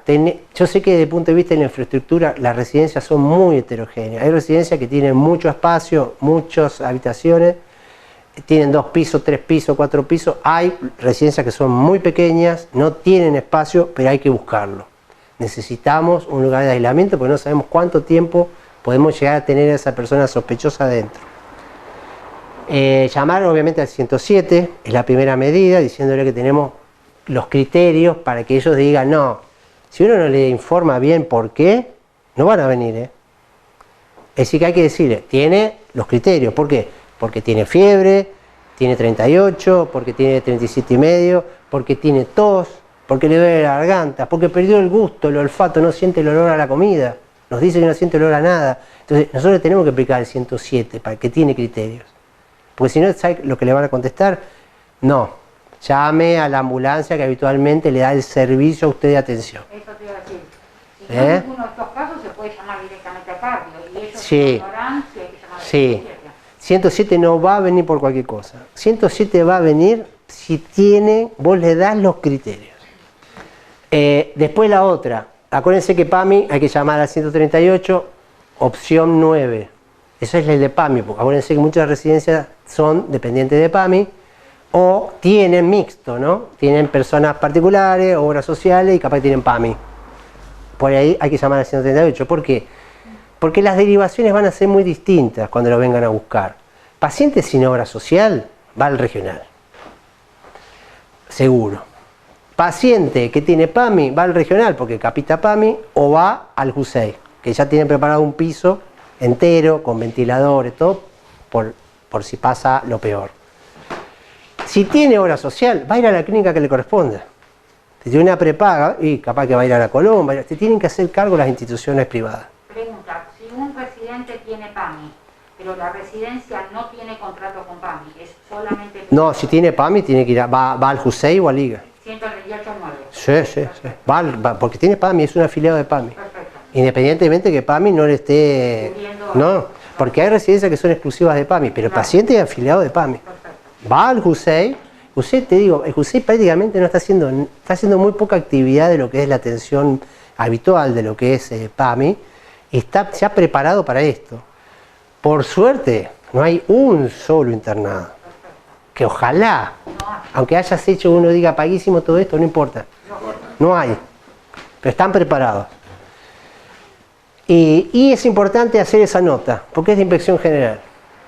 Por eso les digo, si uno hace todo, los llamados pertinentes, todo eso queda registrado, pero además, yo hago esta nota explicando, en el día de la fecha, en tal horario, tenemos un paciente de tal edad, de tal nombre, apellido, que tiene PAMI o que tiene esto, que tiene obra social o no tiene ninguna, tiene todo, que reúne criterio de caso sospechoso, se hizo la llamada al 107 a 170, ¡pum!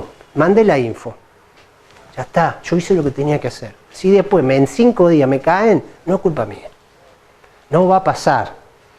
Recuerden que esto no es España donde llamaban y no había ambulancia, no había nada. Tiene que ser algo, una salida rápida. Tiene que ser una salida, hay que sacarse de encima al paciente lo antes posible. Hay que evitar que se disemine dentro del establecimiento. Ojo, estamos hablando de un caso sospechoso, pero puede ser un COVID-19.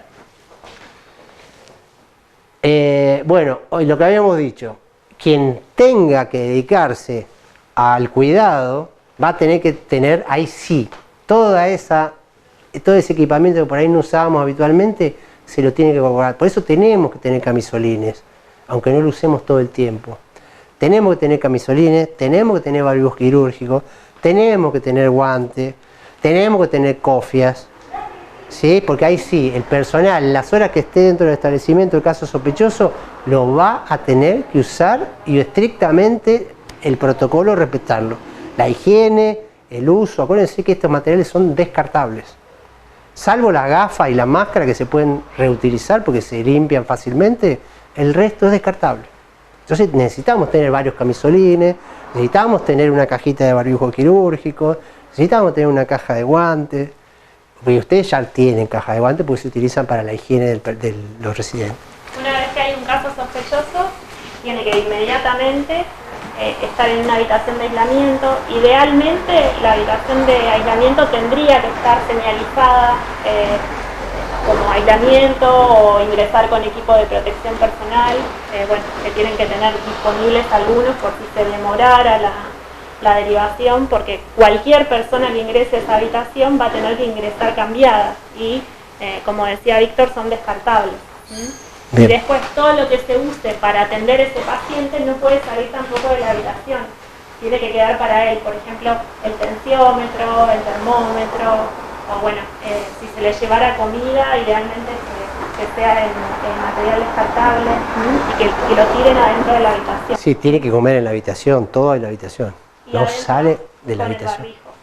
Y fundamental, ahí el paciente ahí sí usa barbijo y quirúrgico. Nada, esto para recordar cuáles son el equipo que no puede faltar, ¿sí? Nosotros le vamos a mandar, no lo vamos a hacer ahora porque si no nos vamos a ir acá a las 2 de la tarde y usted debe estar apurado ya. Le vamos a mandar un video que hay que repasarlo, también está en el protocolo, cómo esto hay que practicarlo, les explico. Están viniendo a los CAPS a capacitar, también de la escuela hay más un equipo que va a CAPS por centro de salud, capacitando al personal de cómo se hace la colocación y la retirada. Cuando vos le decís, bueno, hacelo, cometen errores. Por eso esto es práctica. Uno cree, lo lee y dice, esto es una pavada. Cuando pase el momento, la urgencia, se cometen errores. Es más, de hecho, muchos de los contagiados en terapia es por errores cometidos con el uso del equipo, ¿no? Porque en la urgencia el equipo hay que colocárselo rápidamente y hay que tener muy claro cómo es la colocación y la retirada. Y se cometen errores. ¿Sí? Yo leí la otra vez de un médico que se contagió en Italia, estaban ellos ahí relajados porque estaban descansando y hace un paro cardíaco un paciente. ¿Qué hicieron? Se pusieron 2 cositas locas y se mandaron a reanimarlo. Sí, lo reanimaron, pero se contagiaron 3 o 4. Bueno, obviamente la persona esa que está aislada como caso sospechoso, tiene que haber una persona que entre a limpiar y obviamente hay que proteger a esa persona, hay que protegerla, tiene que tener equipo, restringir obviamente lo que dijimos recién, no puede salir esa persona de su habitación, tiene que haber solamente una persona que se dedique a cuidarla, no puede seguir haciendo actividad en el resto de la residencia y lo que habíamos dicho recién, usar descartables de ser posible y llevar los alimentos a la habitación. Todos los residuos, es decir, cuando me saco todo el equipo de protección personal, tiene que ir a bolsas rojas, ¿sí? Donde están los residuos patógenos. La higiene de la ropa de cama, por ejemplo, acuérdense que nunca hay que sacudir. Así como no había que barrer, nunca hay que sacudir. Toda la ropa que se saca se mete en bolsa y va al lavadero y ahí sí extremamos la medida. Recuerde que con el solo hecho de lavarlo con detergente común, el jabón común que usamos para lavar ropa, el virus muere. Pero acá extremamos un poquito más y podemos darle temperatura, que nos asegura la eliminación eficaz del virus. Y bueno, lo que habíamos repetido, lo que habíamos dicho ya lo repetimos, que el barbijo, el paciente acá sí está con barbijo. El personal, y acá es hincapié con el personal. Recuerden, al personal es el que primero nos relajamos. Lo digo como personal de equipo de salud, no porque sea un problema de las residencias. ¿Cuántos meses llevamos de esto? Es muy común que si las cosas hace 3 meses que no pasó nada malo, nos relajemos, digamos, bueno, no, estamos bien, no va a pasar nada. No, el día hasta que te pasa. Entonces, todo lo que ya sabemos, lo que ustedes ya saben mejor, y lo están haciendo mejor que nosotros. Lavarse las manos, lo ideal sería ducharse, cosa que en la práctica no siempre es factible. Yo les cuento una cosa, vos Patricia lo conocés muy bien a esto. Patricia es una enfermera, pero fue directora de salud de la Municipalidad de General Pueyrredón. Conoce muy bien todo lo que es funcionamiento de la Secretaría de Salud, los CAPS. Yo trabajo en 2 CAPS, ahora estoy en el 2 de abril y siempre estuve en el barrio Newbery. Los 2 CAPS tienen ducha, pero no se usan. ¿Sabes para qué se usan? Depósitos. Es decir, que el que diseñó el CAPS lo pensó a esto, no por la pandemia, porque esos CAPS están hechos hace décadas. Es decir, que el que lo diseñó lo pensó. Ahora, ¿por qué no lo usamos? Porque no tenemos el hábito. Así como habíamos olvidado el hábito de higienizarnos cada vez que veíamos un paciente, así como habíamos olvidado que no se puede compartir el mate en un establecimiento de salud, así como nos habíamos olvidado que hay que atender con guardapolvo, que hay que higienizarse las manos cada vez que se toca un paciente. No, nos habíamos relajado tanto. Ahora la pandemia, ¿qué nos trajo de vuelta? Eso, bueno, yo creo que nos va a dejar cosas positivas. Sabemos que tenemos que volver a toda esta cuestión de higiene que viene de siglos, ¿no? Cuando hubo el primer médico que se le ocurrió que si nos lavábamos las manos con las puérperas iba a haber menos infección puerperal, creo que fue Semmelweis, ¿no? Semmelweis. Ya con esa simple medida se acabaron las infecciones puerperales. Claro, nadie se lavaba las manos. Simple. Tenemos que volver a la higiene. Y la pandemia nos va a dejar eso. Vamos a ser más cuidadosos.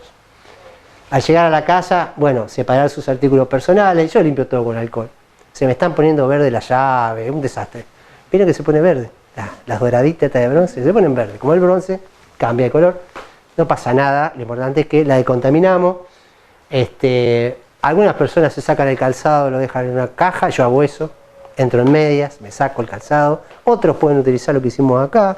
Higienizarse con algún felpudo, con algún trapo.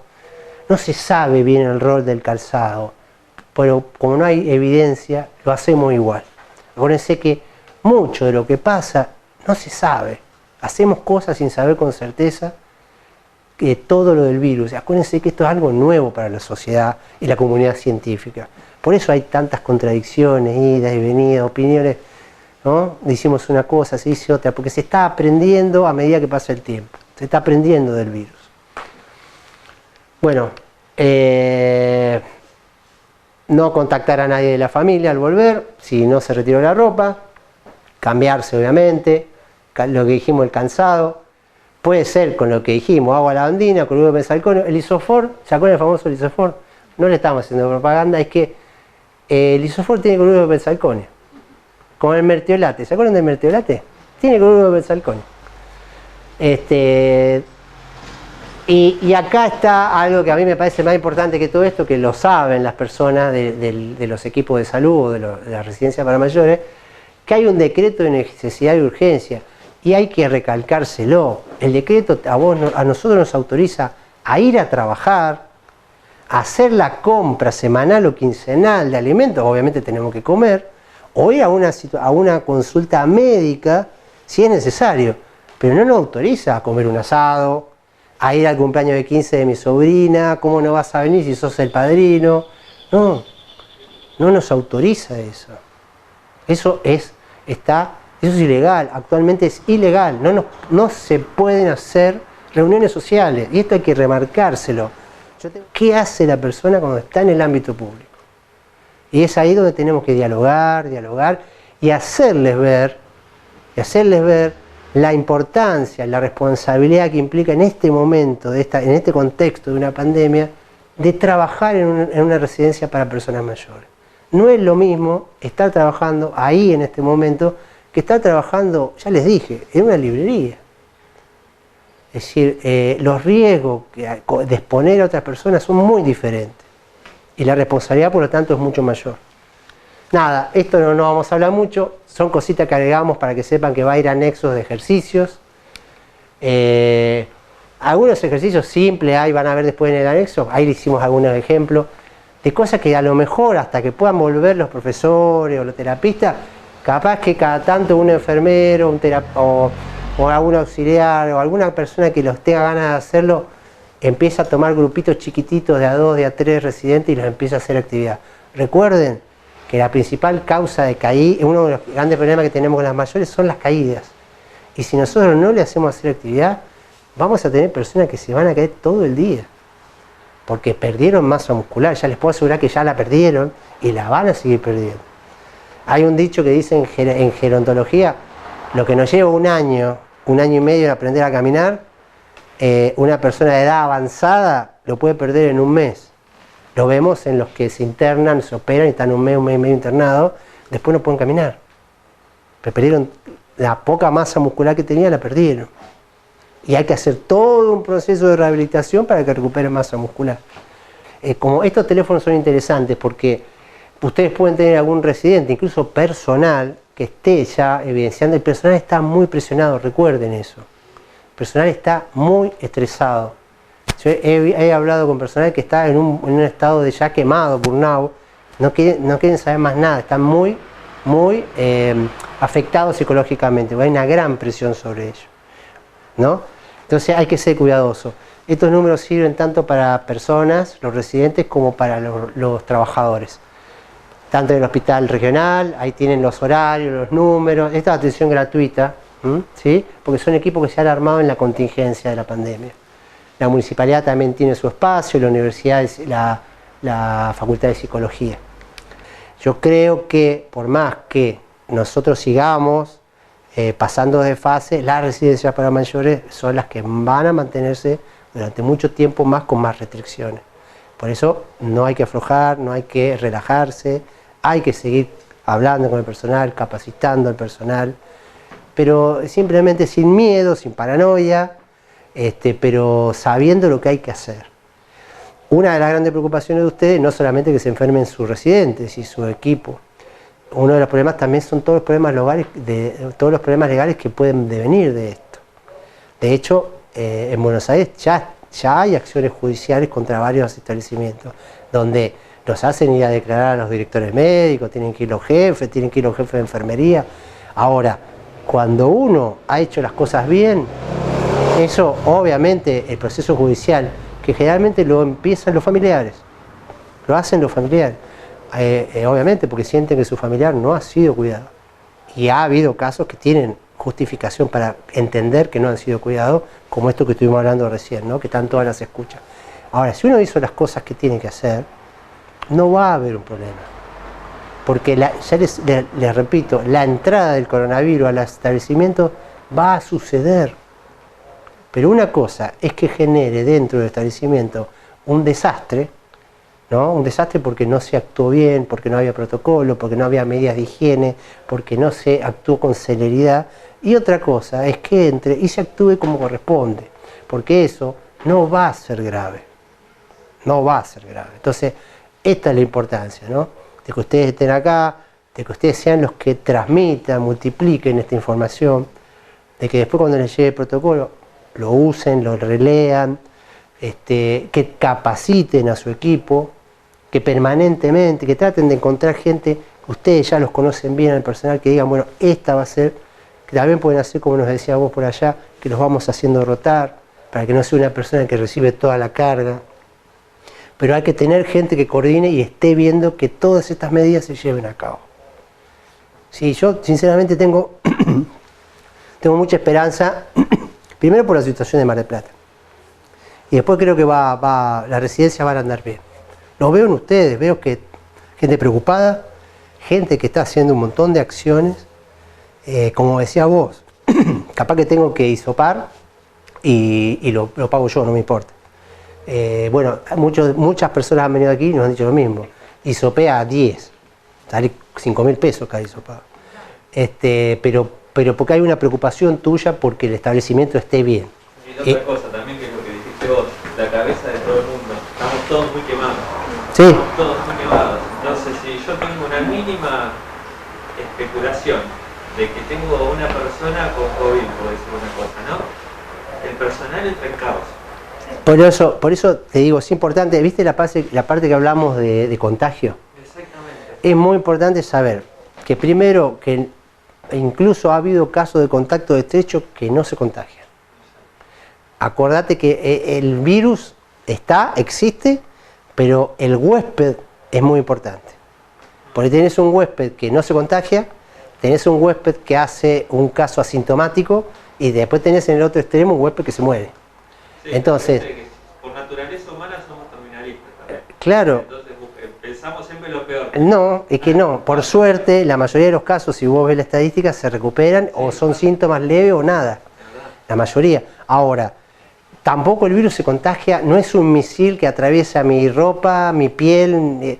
Si yo me higienizo, uso barbijo, bueno, en un caso sospechoso, estoy usando gafas, máscara, es difícil que me pueda contagiar. Entonces también es importante educar en ese sentido, porque lo que hablábamos recién del barrio, ¿por qué el barrio va y quiere quemar la casa para que se vaya del barrio? Porque eso tiene que ver con no conocer cómo se transmite la enfermedad. ¿Qué peligro puede haber que una persona tenga coronavirus y esté internada en su casa? Nada. El tema es que hay mucha paranoia. Por supuesto. En el hogar geriátrico es común que se muera un viejito, porque ya viene con deterioro, y ahora es como que si se muere ya tiene COVID. No, bueno, recordemos que puede pasar. Acuérdense que no lo hablamos acá, pero la vacunación tiene que estar perfecta. ¿Por qué? Porque las coinfecciones de virus de la gripe más un coronavirus es letal. El cuerpo ese, con toda la vulnerabilidad que tiene, va a tener que luchar contra 2 virus, no contra uno. Y el virus de la gripe es muy grave en las personas mayores. Y tiene alta mortalidad también. Entonces, no puede faltar la vacunación. Tienen que estar todos los residentes vacunados de neumonía, con su plan de neumonía, con sus 2 vacunas. Y el personal también. Y el obvio, personal, porque hay que meter el virus. El personal, y tienen que estar todos vacunados de influenza. A mí me pasó de una dueña de un geriátrico, de una residencia para mayores, que me dijo, la médica me aconsejó que no vacune. No, le digo, ¿qué clase de médica es? No, porque van a empezar a hacer fiebre y van a querer que coronavirus. No. Hay un pequeño porcentaje de pacientes que reciben la vacuna que hacen una pequeña febrícula y una pequeña clínica parecida a una mini gripe, pero si sé que yo lo vacuné y a los pocos días me lo hace, sé que es por la vacuna. Entonces, eso no se puede, un médico no puede recomendarle a un dueño de establecimiento que no vacune.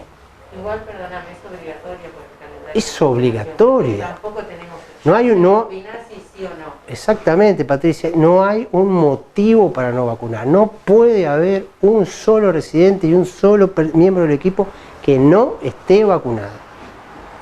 Entonces, si alguno de ustedes tiene parte del hay que ponerse en campaña hay que, por ejemplo, PAMI da vacuna. Saben que PAMI a veces tiene, a veces no. Bueno, puede ir el dueño, por ejemplo, no el dueño, el familiar a la farmacia con el carnet a buscar la vacuna. Que se lo coloque el enfermero del establecimiento. PAMI en una época, para las que son establecimientos de ellos, han ido ellos a vacunar. Pero bueno, hay que conseguir las vacunas. Actualmente la única forma de conseguir vacunas Sí. es por la zona octava, la zona sanitaria octava. Este año moví cielo y tierra Sí. y PAMI no me las dio absolutamente nadie. Y es más, las farmacias tenía que ir con el documento y me daban 2 vacunas por día y más me exigían que tenía que ir el abuelo. O sea, Claro, no se puede. ¿Cómo estás explicando? No se puede, todo no. lo contrario No, no. de lo que... No se puede. Mira, lo que... La neumonía no está todavía. No, pero es más importante la gripe en este momento. Pero cuando se pueda dar la neumonía hay que darla. ¿Vos tenés gente toda de PAMI o mixto es? No, es todo mixto. Es mixto, bueno. Bueno, PAMI tiene que darles la vacuna. Bueno, PAMI tiene que Si darles. es mayor de 65, corresponde gratuita por calendario, por el programa ampliado de inmunización. Claro, sí. Mayor de 65 corresponde que se la den en el centro de salud. Nosotros en el hogar nuestro... Sí, lo que pasa que, Pato, lo que puede pasar es que hay pacientes que no tienen, no pueden salir del establecimiento para ir al... Debe arreglar con el enfermero del centro de Claro, salud que le sí. den la vacuna y se lo aplica al personal. Claro, sí. Por el programa ampliado. Con una orden del médico, explica Exactamente, eso es lo que se debería pasar. El hecho es que es dificultoso, sí. es muchísimo más dificultoso, o no hay, o cuando hay ya está todo reservado para la aplicación. Sí, sí, eso te digo, es una de las fallas que ha tenido el PAMI lo mismo, PAMI debería darlo. PAMI me dijo que me las iba a dar, pero estoy esperando todavía. Nosotros, la mayoría de los familiares terminaron comprando la vacuna, teniendo Sí, pasó. porque no, las farmacias no se la daba si no llevabas al viejito. Les propongo una cosa. Vieron que nosotros ahí al final había un mail, que incluso es el mail que estuvimos dando para invitarlo, que es capacitación, residencias, ESM, capacitación, residencias, con ese final, ESM, que es de Escuela de Medicina, @gmail.com. Nos pueden escribir, me gustaría que me pongan, suponete, ¿cómo era tu nombre? Leandro. Me pones Leandro, ¿de qué establecimiento estás representando vos? Me pones, bueno, hola Víctor, te habla Leandro Casablanca, mira, me está pasando esto, tengo 20 pacientes que capitan en PAMI y no tienen vacuna. ¿Por qué? Yo la otra vez me comuniqué con una persona que trabaja en PAMI y me fue dando opciones. Entonces, vos planteame la problemática, primero el número de personas que están sin vacunar y planteame la problemática, porque a veces el de PAMI te dice, no, muy fácil, va el familiar con el carnet y se lleva la vacuna. Y capaz que vos me decís, no, mirá, va el familiar con el carnet y le dicen que no. Entonces... O sea, yo tengo a todo el mundo vacunado ya, están todos vacunados. Sí. Pero gracias a la zona octava que fui, presenté una nota, previamente a todo eso, fui a PAMI. Me fui al cuarto piso, al tercero, al segundo, al primero, llamé a 450 personas, mandé 13 mails, hablé del contacto, sí que esto, sí que aquello, llamé mañana, llamé pasado. Busqué un gestor que me dé una mano. Sí. Y ya estoy esperando. Lo mismo Ioma, lo mismo que... Sí. Vení, te vamos a vacunar. Sí. Estoy esperando todavía. Es más, Eso es falta de Ioma, en realidad, me vacuné a todos. en realidad es falta de organización. Las vacunas están. Ojo, y también- Falta de organización. Bueno, eso no lo sé. Se distribuyen mal, se organizan mal. Son errores que no deberían suceder, pero viste que pasan todos los años. Pasan todos los años. Estamos curtidos. Lo que pasa es que ahora no debería pasar, porque estamos en el medio de un contexto de una pandemia. Eso debería ser prioritario. De todas maneras, si alguno de ustedes tiene esa problemática, envíenme la info, porque a mí me sirve para ir con este reclamo allá, porque la intención nuestra no es solamente venir acá, darles una charla, mandarles un protocolo y listo. Yo hay muchas de las inquietudes de ustedes que se las transfiero a la Secretaría de Salud, te las transfiero a Inspección General. Por Yo mandé la Inspección General de Geriátricos ese, ahí Sí. mandé el mail y le puse todo. de acá subsecretaría o viste que está Inspección General del municipio y está provincia, El del municipio. el municipio. A Está. mí los que nos quieren vacunar son al personal. No quieren vacunar personas. Bueno, a ver, ¿sabés cómo una manera del personal, con una orden yo te sugiero, porque debería, una orden del médico del establecimiento y que diga que es personal de salud de un establecimiento o, vos no digas nada, Patricia, mentir. Asma. Así aparecen todos los asmáticos. Asma, diagnóstico, asma, diagnóstico EPOC, diagnóstico diabetes. Entonces lo van a vacunar porque La medida que tengan la vacuna, pero no que tampoco tienen la vacuna. pues, se va al centro del CAPS, porque te digo, las vacunas son bajan del, obviamente como decía Patricia, están dentro del calendario nacional, son gratuitas y son obligatorias. Sí, no temas que te hayan llegado las vacunas. No, en los centros de salud están. ¿Sí? Te digo para el personal. Sí, están. Es más, Personal esencial y personal de salud está dentro de salud. claro. No deberían... ¿Y dónde está ese centro de salud? Sí, ya sé, ya sé. Mira, ¿Dónde está el centro de salud? en realidad están vacunando todos los centros de salud, todos. Lo que pasa es que a veces se les terminan y te dicen, bueno, vos por ahí te vas a vacunar y te dicen, no, volvé el lunes porque no va a llegar el lunes. Y después se armaron dispositivos donde, por ejemplo, en una etapa se priorizó los mayores y se dijo, bueno, de tal número de documentos, final documento a tal, las personas mayores, ¿no? Tienen que ir el día 5 y 6, por otro ejemplo. Los que tienen tal número tienen que ir el día 6 y 7, y así. Y después llegó un momento donde pasó ese tiempo, y mucha gente no se enteró, no se vacunó, siguieron con otro grupo de riesgo, como pueden ser los menores de 2 años, las embarazadas, y ahora volvieron por eso estaría bueno que, ¿saben qué? Entren en la página de Secretaría de Salud. ¿Hasta cuándo hay tiempo para vacunar? No, todavía se va a seguir vacunando. Ya te digo, terminan sobrando las vacunas. Te digo por experiencia, ¿o no, Patricia? Terminan casi sobrando. Sí, lo ideal es que no finalizan la vacunación antigripal, no tiene final de Sí, campaña sí. porque embarazadas y adultos mayores se vacunan siempre. Y Igual, embarazadas se vacunan sí. todo el año, bueno, y los menores Hay que seguir, te digo, porque muchas veces... Eso me dijeron en Riárigos el otro día. Sí, Obviamente lo ideal es vacunarte No, que mes de ya- abril. Claro, lo ideal ya tendría que estar todo vacunado ya. Sí, yo Pero nunca es tarde, nunca es tarde. Es decir, que hay que seguir insistiendo con ese tema. Pero bueno, si hay algún establecimiento que tenga mucha problemática, mándenme la info. Igual que cualquier otra cosa que a ustedes les surja alguna duda, mándenme, porque ¿Cómo es el correo? ¿Ese correo? es este de ahí abajo. Y por ahí nos mandan el material. Ahí le vamos a mandar, con esto le vamos a mandar, por este mail le vamos a mandar el material, capacitación, residencias, con ESM, que es de Escuela Superior de Medicina, @gmail.com. Y ahí le vamos a mandar este PowerPoint, porque por ahí alguno de ustedes quiere hacer algún tipo de transmisión de esta información al resto del equipo. Lo pueden ir haciendo en tandas, capaz que por turno. Y bueno, obviamente le vamos a mandar el protocolo, el PowerPoint, algunos videitos que tenemos que son útiles. Y también nos pueden mandar cualquier inquietud que tenga, porque si nosotros, la idea nuestra es ser un mediador, no solamente quedarnos con esto. Tratar de ver qué podemos ayudar a ustedes para solucionar. Facilitar en realidad. Claro, Nosotros nos pasó lo mismo que a ellos. con las vacunas, claro. Vacunas y varias cosas. Te digo, es la principal... O sea, La principal inquietud siempre ha sido en las reuniones lo caro de los equipos, la dificultad para conseguir los equipos y las vacunas. Pero yo sé que ustedes están, fíjate lo que me acaba de decir él, a mí por eso soy muy optimista con lo que va a pasar en Mar del Plata, porque yo veo que en los establecimientos se está haciendo muy estrictos. Es decir, están siendo muy cuidadosos, todo el personal. Por eso también están muy estresados, ¿no? Hay que tratar de bajar ese nivel de estrés porque tenemos que preservar a nuestro personal. Mira, ¿sabes cómo creo que se hace? Primero, sabiendo que el virus no es que va por el aire flotando y te contagias por pasar a 20 metros de una persona.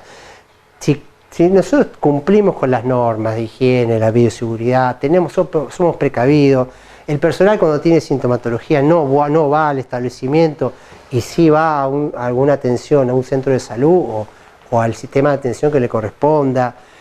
Si detectamos rápidamente casos sospechosos, las cosas van a andar bien. Si sabemos a quién tenemos que llamar, lo hacemos con celeridad. Y hay que hablar con la gente y decir, mirá, el coronavirus puede entrar. Ahora, que entre el coronavirus no quiere decir que esto va a ser un desastre. Desastre es si nadie sabe qué hay que hacer.